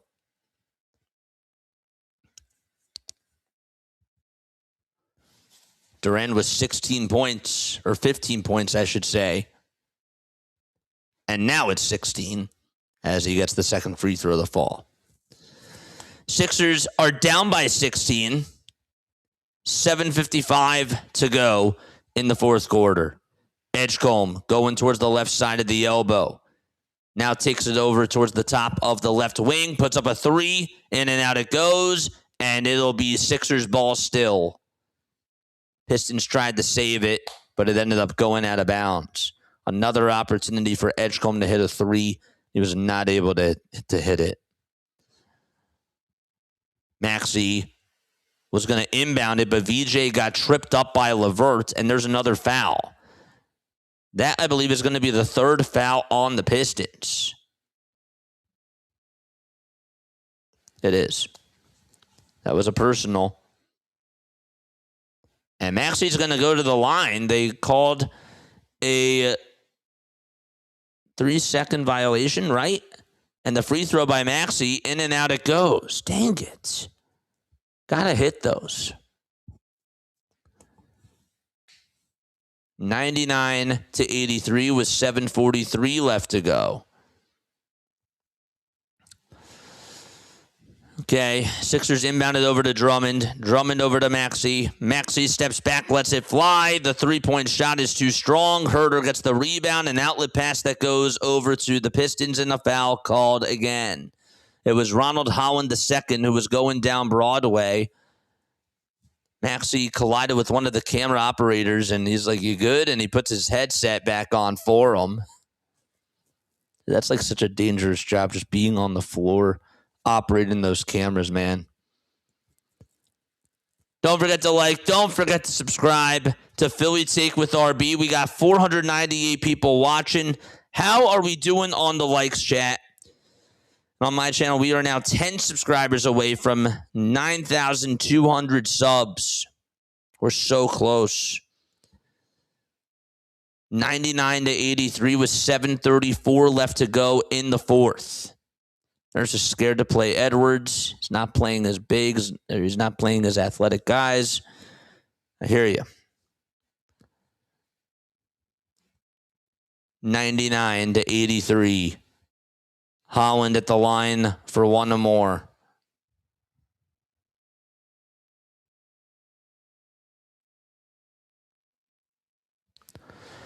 It's up, and it's good, and it's a 17-point lead for the Pistons.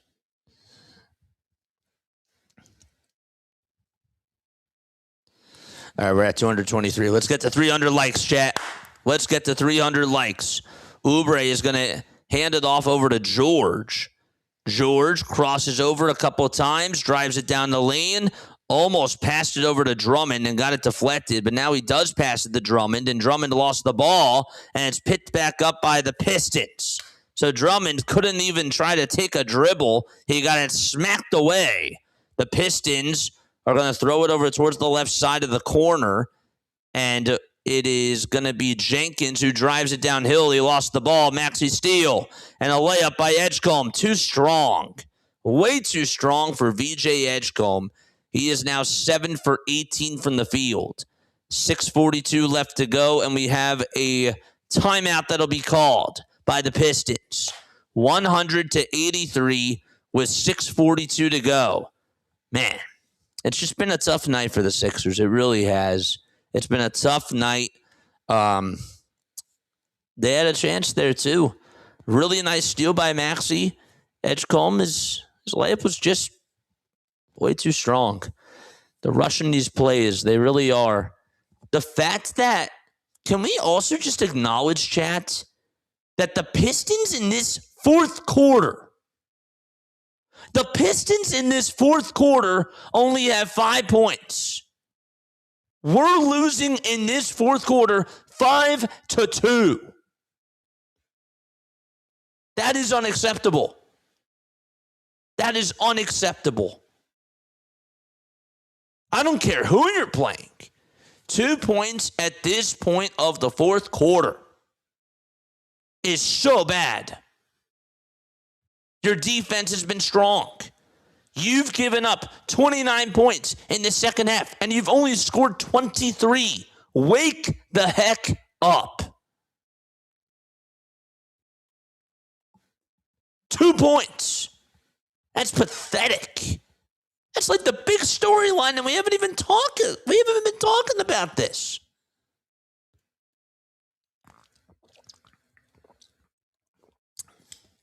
That's a bunny for VJ. 2 points. I had to literally refresh the scoreboard for a second. I had to refresh it. Because I'm like, no, that can't be 2 points. 2 points. It's like when you watch RDC World and Kevin Love was like, in the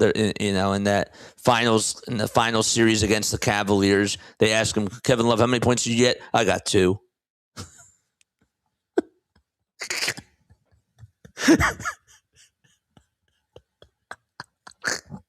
2 points. I don't care who you're playing, man.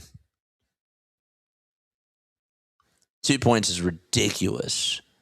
When the offense is good, the defense is bad, says Dom. And when the defense is good, the offense is bad.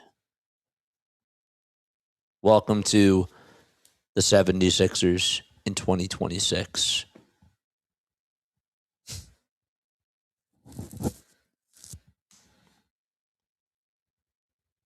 Crazy. Just 2 points. Yep. Oh, boy.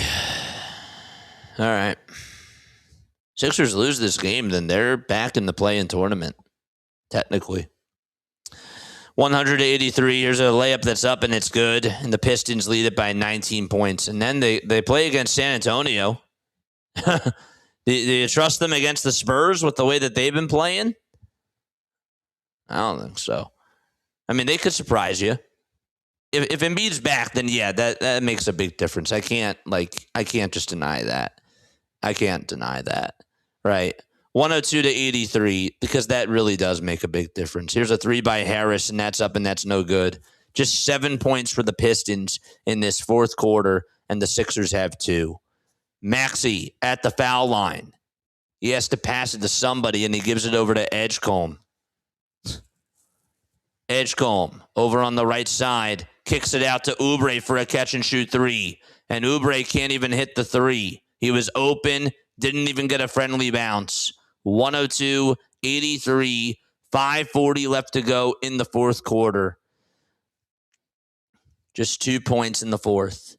Harris buzzing his way down the lane, turns around, goes up for a 2, and he hits it. 104-83. It's a 17-point night for Tobias Harris. He is shooting 50% from the field, and it's 104-83. George over to Barlow. Barlow down the lane, and a bucket. Wow, they got a bucket. 104-85. Sound the alarms. The Sixers just got a bucket. Sorry, chat. I just got to joke around with y'all. There's a shot that's up, and it's no good, but there's a whistle called and a foul, and that'll be against the 76ers. Insanely embarrassing. This team is a disgrace. I'm not confident at all now. I was expecting a better display tonight with a full lineup minus Embiid, says Alba. Says Alba. Yeah, I did too. But when I take back my comment about the San Antonio Spurs, because Joel does make a difference. I don't think it's still going to be easy to beat the Spurs. I'm not telling you that that's going to be easy, but they have a way better chance, 1,000%, with Joel Embiid playing. If it's this version of the Sixers that we're seeing tonight, yeah, GG. 104-85. 4 minutes and 56 seconds left to go in the fourth.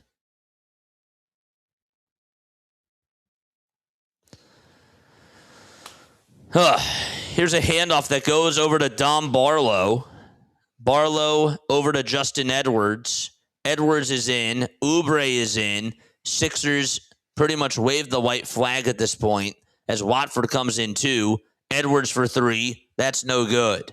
4.5 minutes left to go in the fourth quarter. That is crazy. That is unbelievable. I thought the third quarter was bad. 4:18 left to go in the fourth quarter. 5 seconds left on the shot clock. And it's going to be Jenkins who takes the floater inside. That's no good. Offensive rebound. It goes off of Watford's hands. And the Pistons are right there to pick it back on up. A 3. That's up, and it's in by Robinson. And that should pretty much be the dagger. 107-85. Duncan Robinson was held in check throughout this second half. And he hits an open 3. And it's a 22-point lead for the Detroit Pistons. Edwards down the lane. Lost the ball for a second. Picks it back up. And hands it off over to Watford. Watford to the outside. It's Barlow for 3. I guess why not? And he's going to miss that shot. So 3 minutes and 20 seconds left to play. Paul George just went ghost in that fourth quarter. And in the third quarter too. And Tyrese couldn't get anything going his way.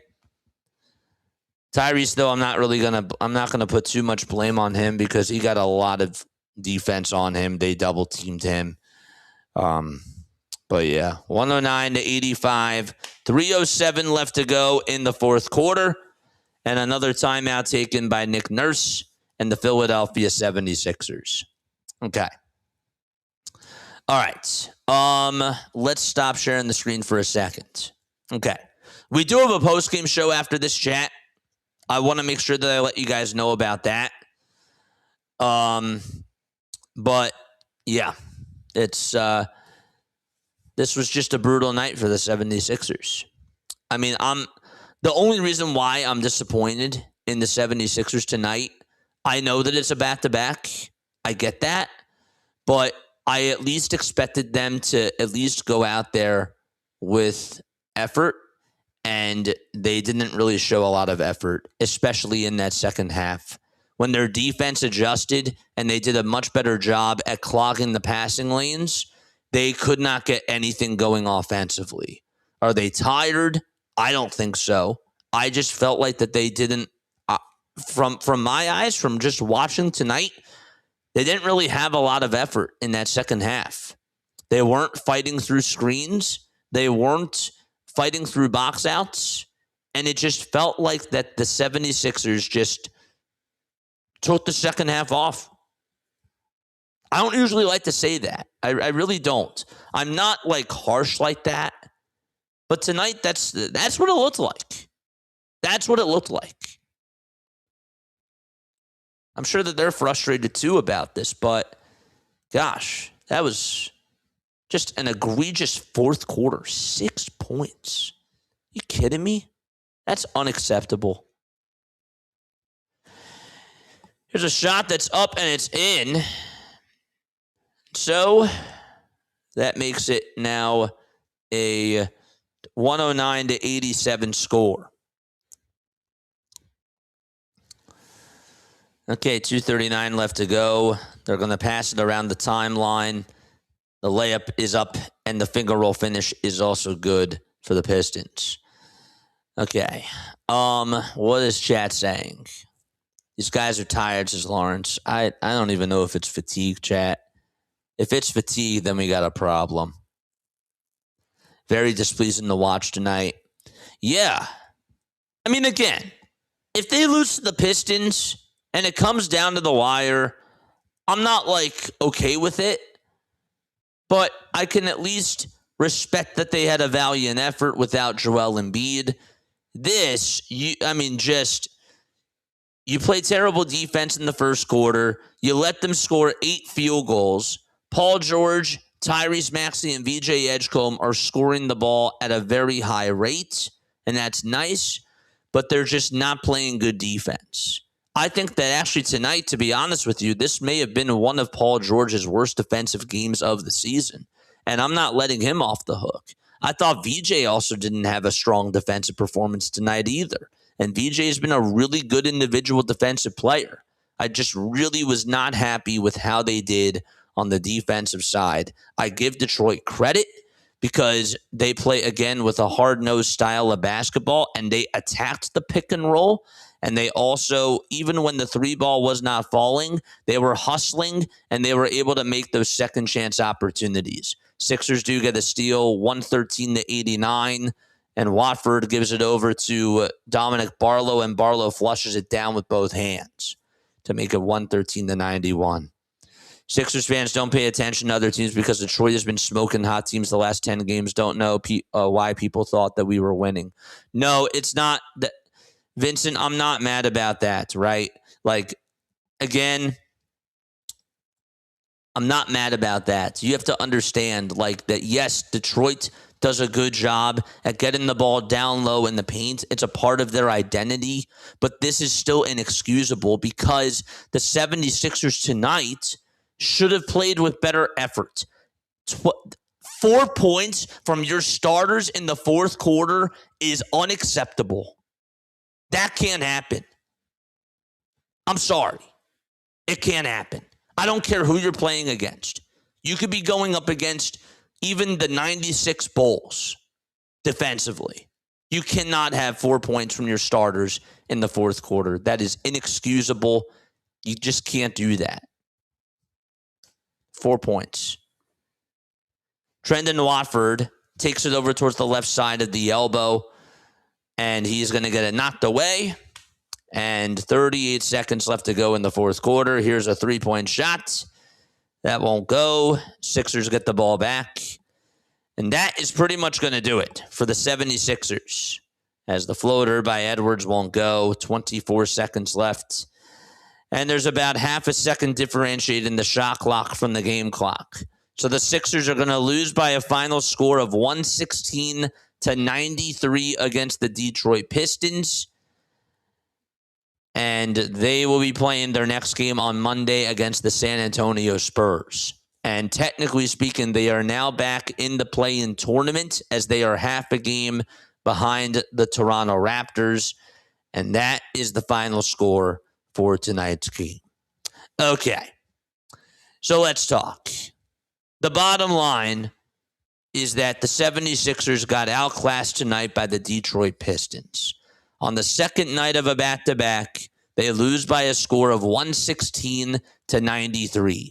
Tobias Harris leads the way with 19 points. Maxey puts up 23. Paul George puts up 20. After putting up 17, though, in the first half, Paul George only has 3 points. And that can't happen.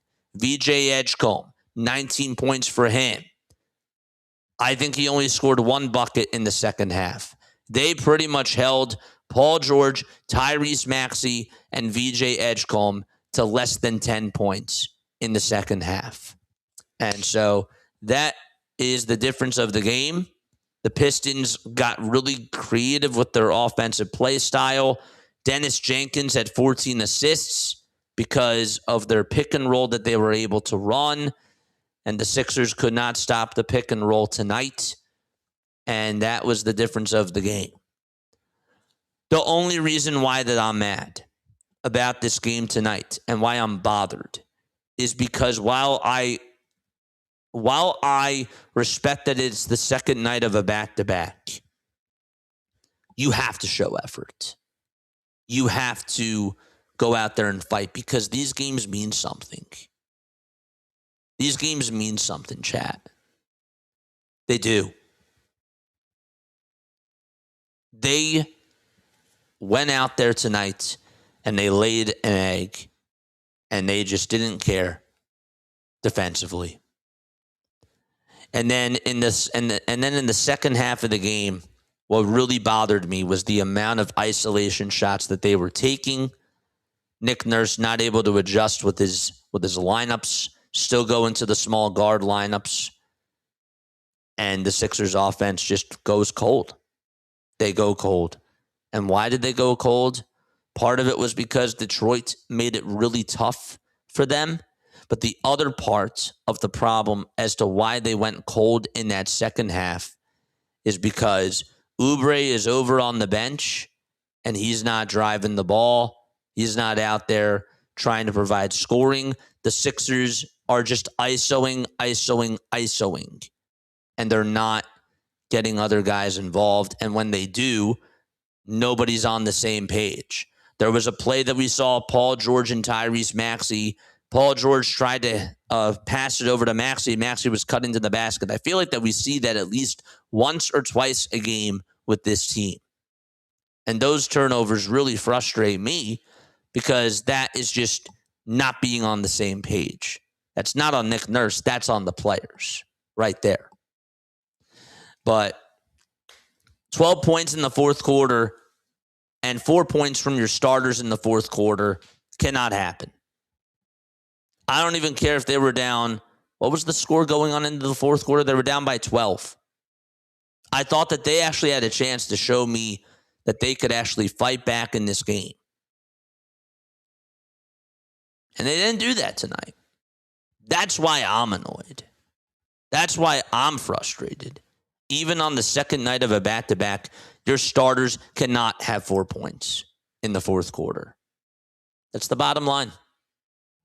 That is the bottom line. So, that's where my frustration lies. Am I being too harsh? Let me know. Drop a yes or a no. Am I being too harsh? Yes or no? And let me know why. Daver's here. What's up, Daver? How you doing, man? What's up, Dub Bear?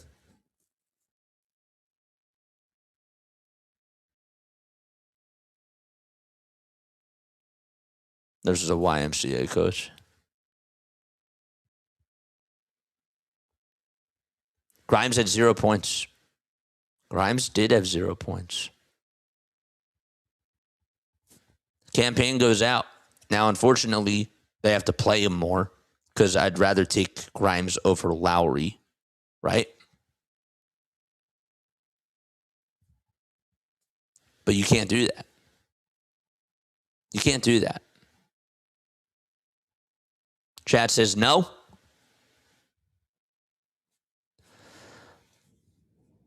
Embiid sat. Why would RB want to face the Pistons? We could not beat them at all this season.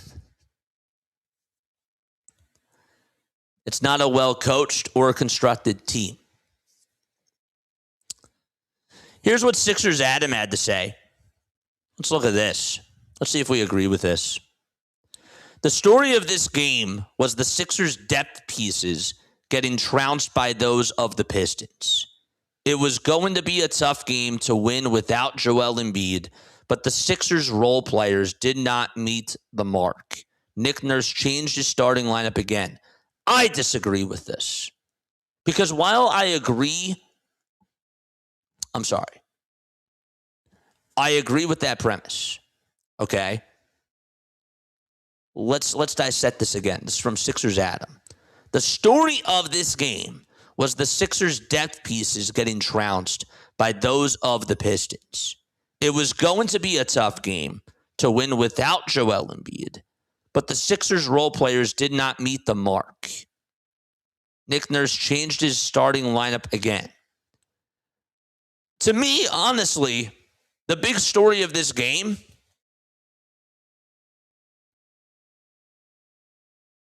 in the first 3 quarters, I thought that the story of the game was that. The big story to me is that the starters, when they were out there in the fourth quarter, only had 4 points. That to me is the story.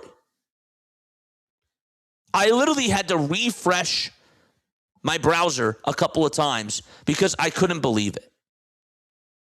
The starters only had 4 points in the fourth quarter. Is part of that because the role players weren't stepping up? Yeah. But to me, that's the story. I think that Sixers Adam is right, of course, about the role players not stepping up. But man, George only held to 2 points in the second half? You can't do that.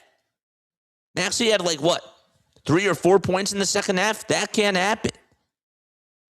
Edgecombe only had 2 points. Part of that is on the role players not stepping up. I agree. But your starters have to be better.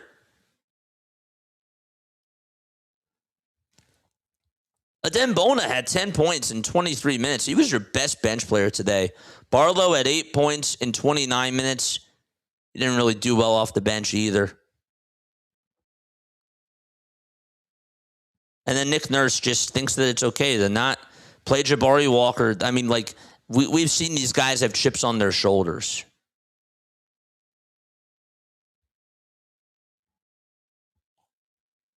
It's the bottom line. Your stars went silent when your role players weren't stepping up. That can't happen.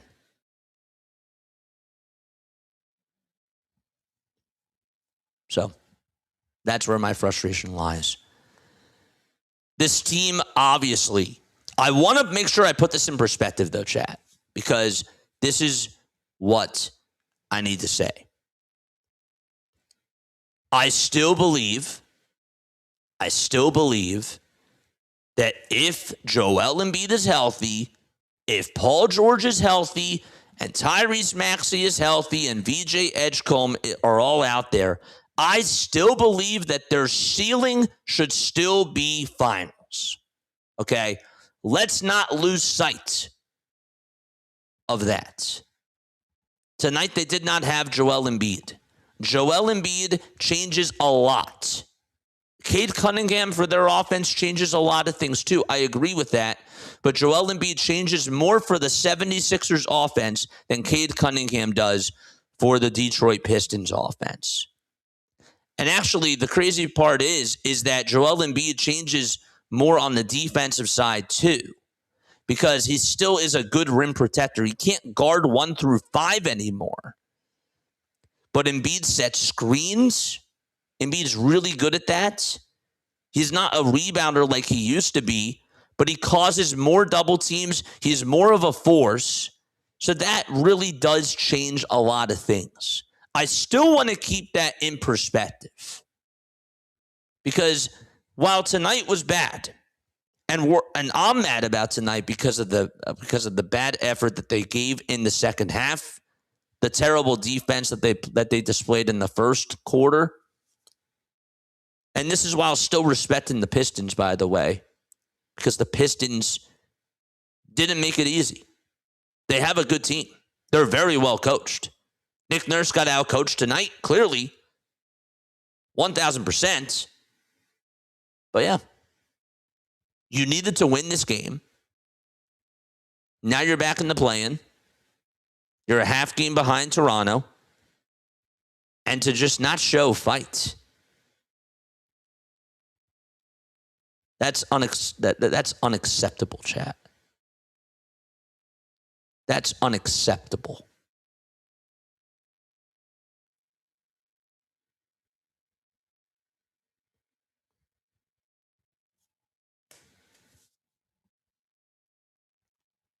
That's true. Dude, you're delusional. Embiid means more than Cade does. I said to the team, Joel Embiid, and this is no disrespect to Cade. It's no disrespect at all. Look at how the Pistons are playing even without Cade right now. They're still passing the ball at a very high level. Is Cade a better shooter? Yes, for sure. Is Cade a really good shooter in that Detroit offense? 1,000%.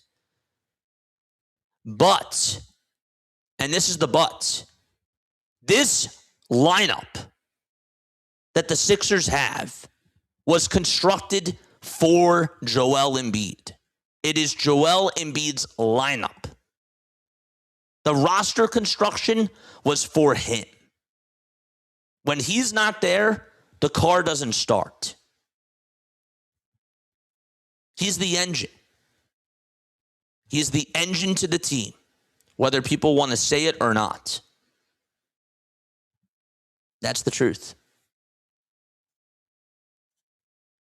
He's the engine. So, don't give Oubre and Grimes a pass. This is on them too. Nobody deserves a pass tonight. Nobody deserves a pass. Oubre tonight, 3 points in 24 minutes, only 4 field goal attempts. Turned the ball over once. Really was a shell of himself. And Grimes didn't play well either. Grimes wanted the max contract heading on into the season. No points in 17 minutes. 0 for 4 from the field.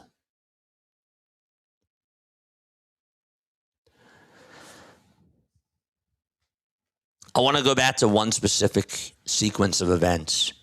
Okay. I want to talk about the third quarter. There was a sequence that really frustrated the heck out of me. And I want to talk about that. But of course, I got to scroll all the way down because I need the play-by-play up. I do. Okay. So the Sixers start off the third quarter.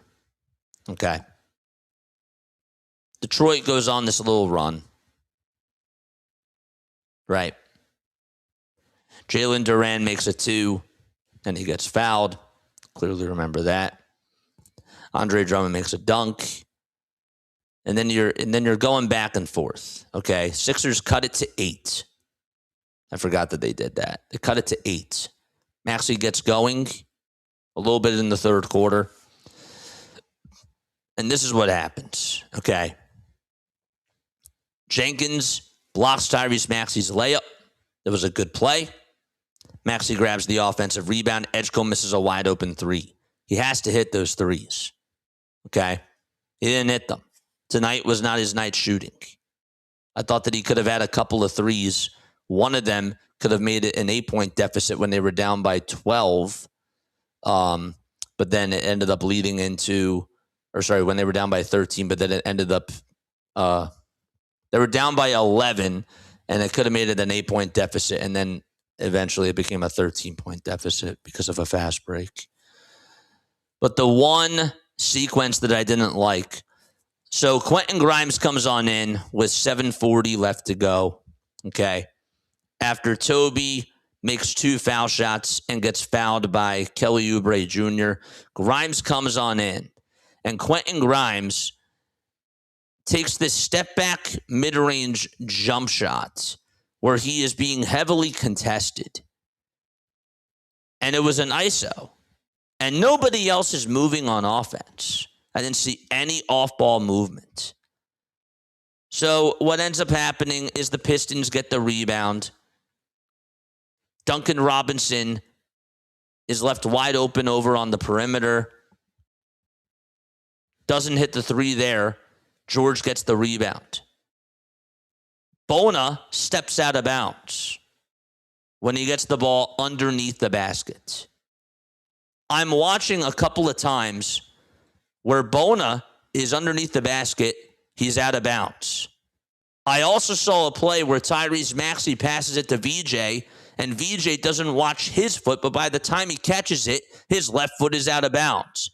These silly mistakes, you can't do that against a team like the Celtics. You can't do that against the Pistons. You can't make those little mistakes. When I'm watching Paul George and Tyrese Maxey try to get on the same page, and George thinks that Maxey is going to be to his left, Maxey starts cutting to the basket. Those little mistakes, teams are going to make you pay. And then I see Nick Nurse over on the sideline scratching his head like he's Doc Rivers and just putting his hands across his chest. That's what infuriates me. It's these simple little turnovers, these mental lapses, these mental mistakes. Just show me fight. That's all I ask. Without Joel Embiid out there, just lay it all out there. Because the games matter. The games matter now. They really matter now. You don't want to be in the play-in tournament? Got to win these games. You got to win. You have to go out there and show fight. Tonight you got out-rebounded. They outshot you. They actually didn't even shoot the ball well from three, but they hustled. That's all I wanted to. I wanted to just see hustle tonight. And I didn't see that. And Nick Nurse is probably going to make up some things about this. He's going to put lipstick on a pig. Nick Nurse said that Paul George was excellent to start the game in his first time playing back-to-back nights this season. I do have to say that I do think that Paul George did get a little bit fatigued, and I don't want to give him an excuse because he shouldn't feel that way because he's sat out for over 20 games. But I bet you that he definitely had a little bit of fatigue. Not making it as an excuse. But yeah. Anything else that I should know from Nick Nurse as he's being interviewed right now? Any other quotes that we should dissect?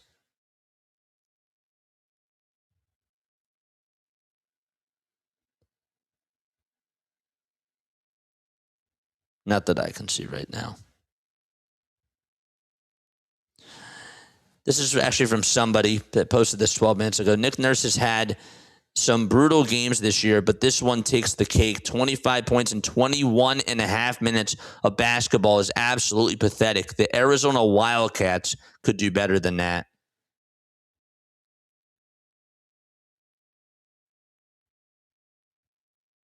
Disgusting.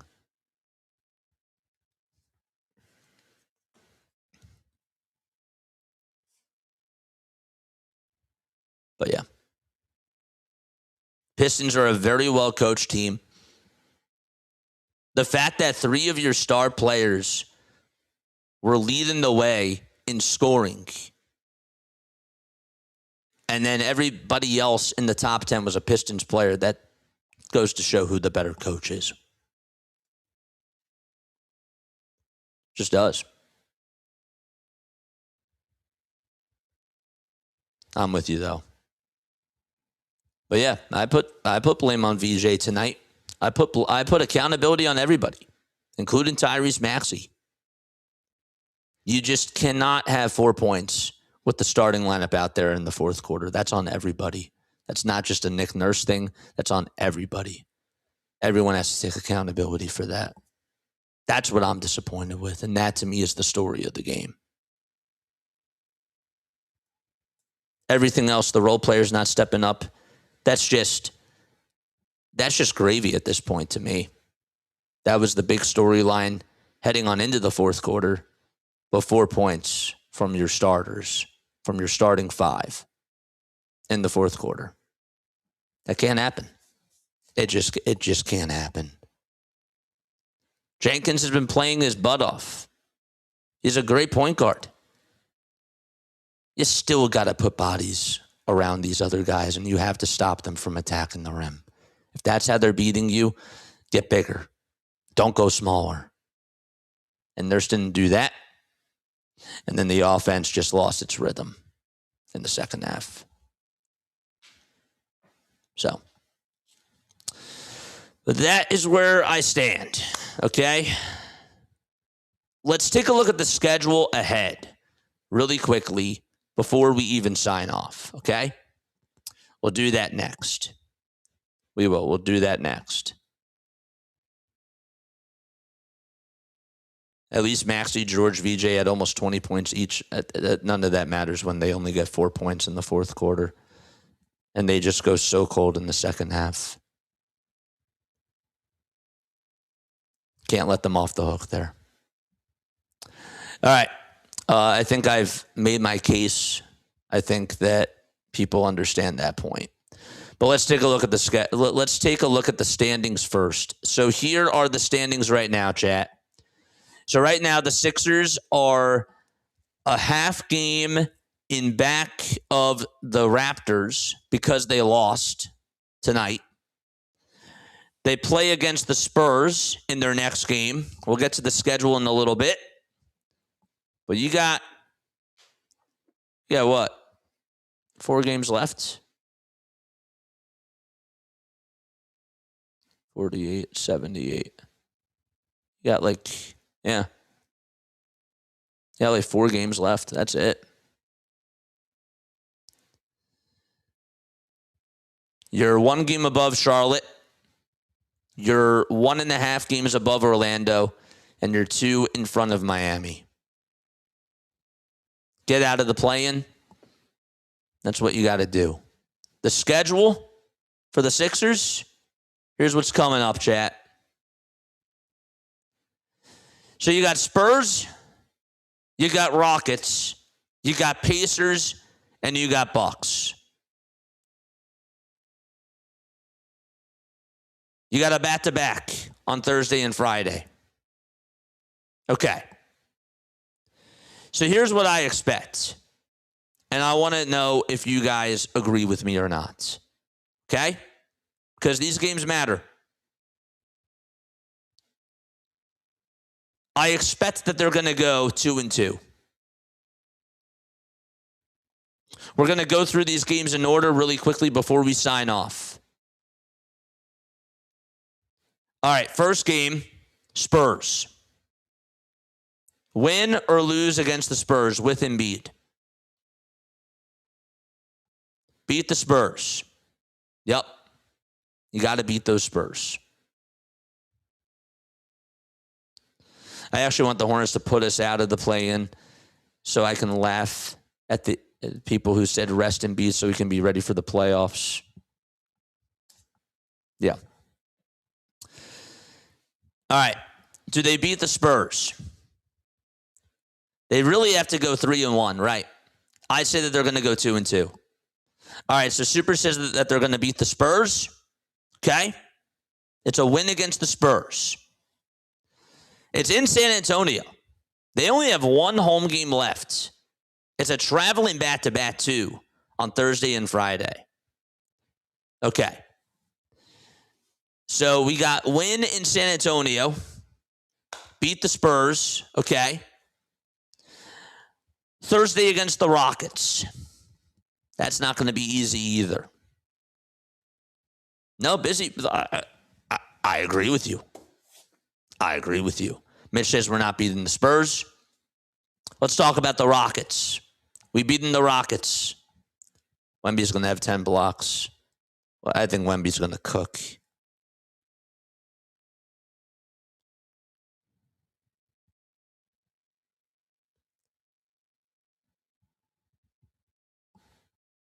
Loss against the Rockets. Okay? I'm with you. We'll somehow beat the Spurs, but then we'll lose to the Rockets, says Dom. Definitely beat the Bucks and the Pacers. I'm not overlooking the Pacers here.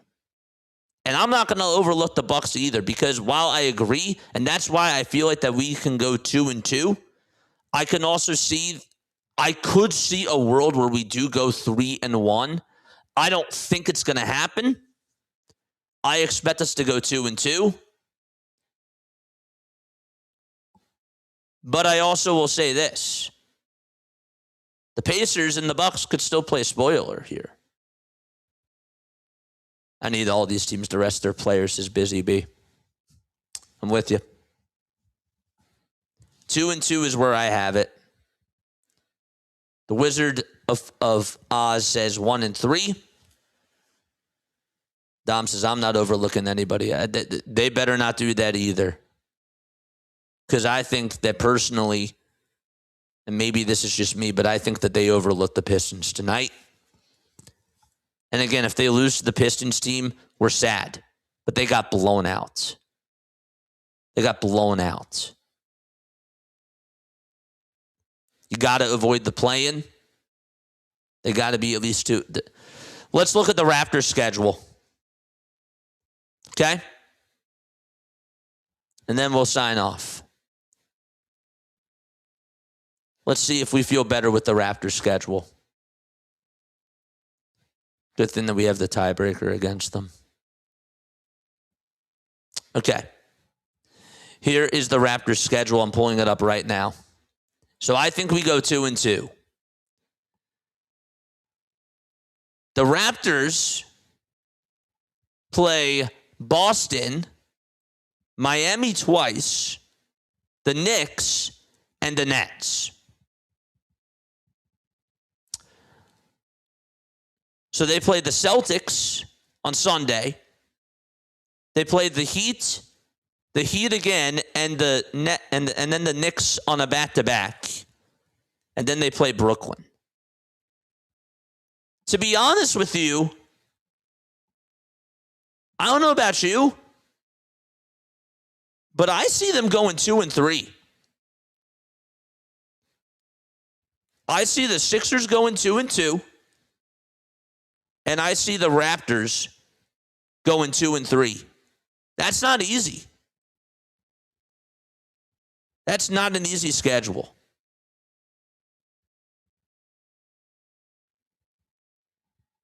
I see 2-3. I don't see them beating Boston. They could lose to Boston, Miami twice, and the Knicks. They could. But I'm going to go 2-3. And if they go 2-3, we have a chance. We do. I think that the Sixers go 2-3. I think the Raptors go 2-3. Or sorry, I think that the Sixers now go 2-2. And then the Raptors go 2-3. That's where I stand. The other team that we have to look at in the standings, I'm pulling it up. Sorry. Takes me a little bit of time.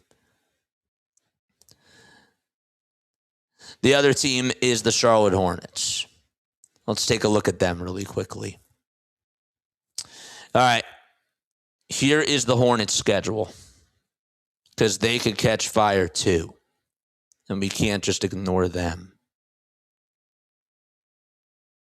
Lose to the Celtics and the Knicks and the Heat once. Yeah, I agree.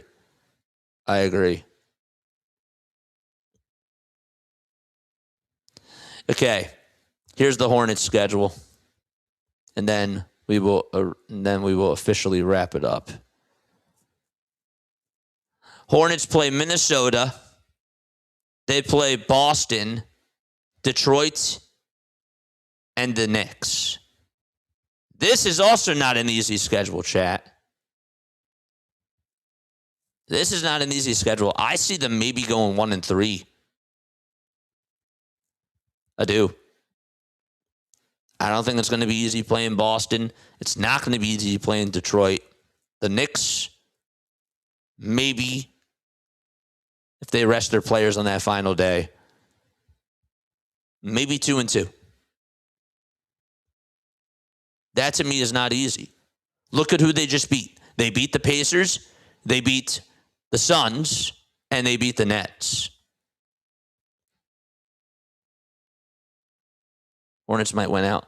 I don't see them winning out because I still feel like that Boston on Tuesday is going to have something to play for.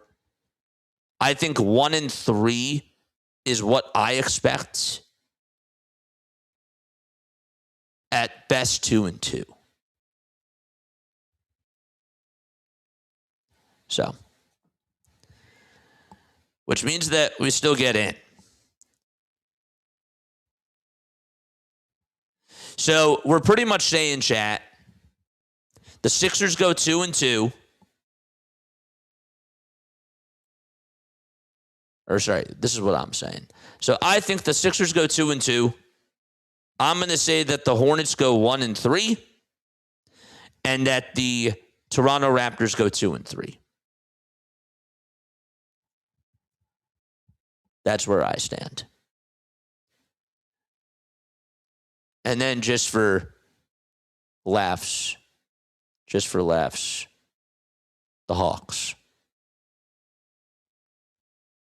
Here's the Hawks schedule. This is just for laughs. Can the Hawks lose out the rest of the way? Maybe. They could.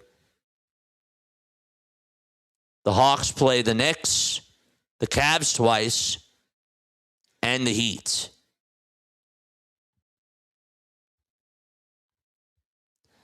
They could lose out the rest of the way too. They could. These schedules for these teams that are at the bottom, that's not easy, man.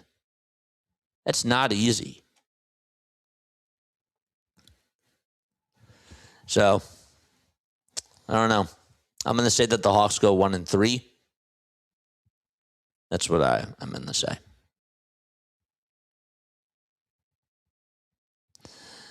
But yeah, Sixers own the tiebreaker over the Raptors. They do. That's important to make sure that you understand that.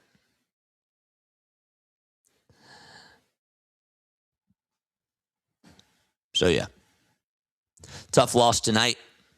Not happy with how things went down. But they got it. They have to take care of their own business, man. They got to take care of business on Monday against the Spurs, get back, and avoid the play-in tournament. That's their best way of doing it. So we can focus on everybody else's plate as well. We don't control our own destiny anymore, and that's annoying. But got to take care of business on Monday. So.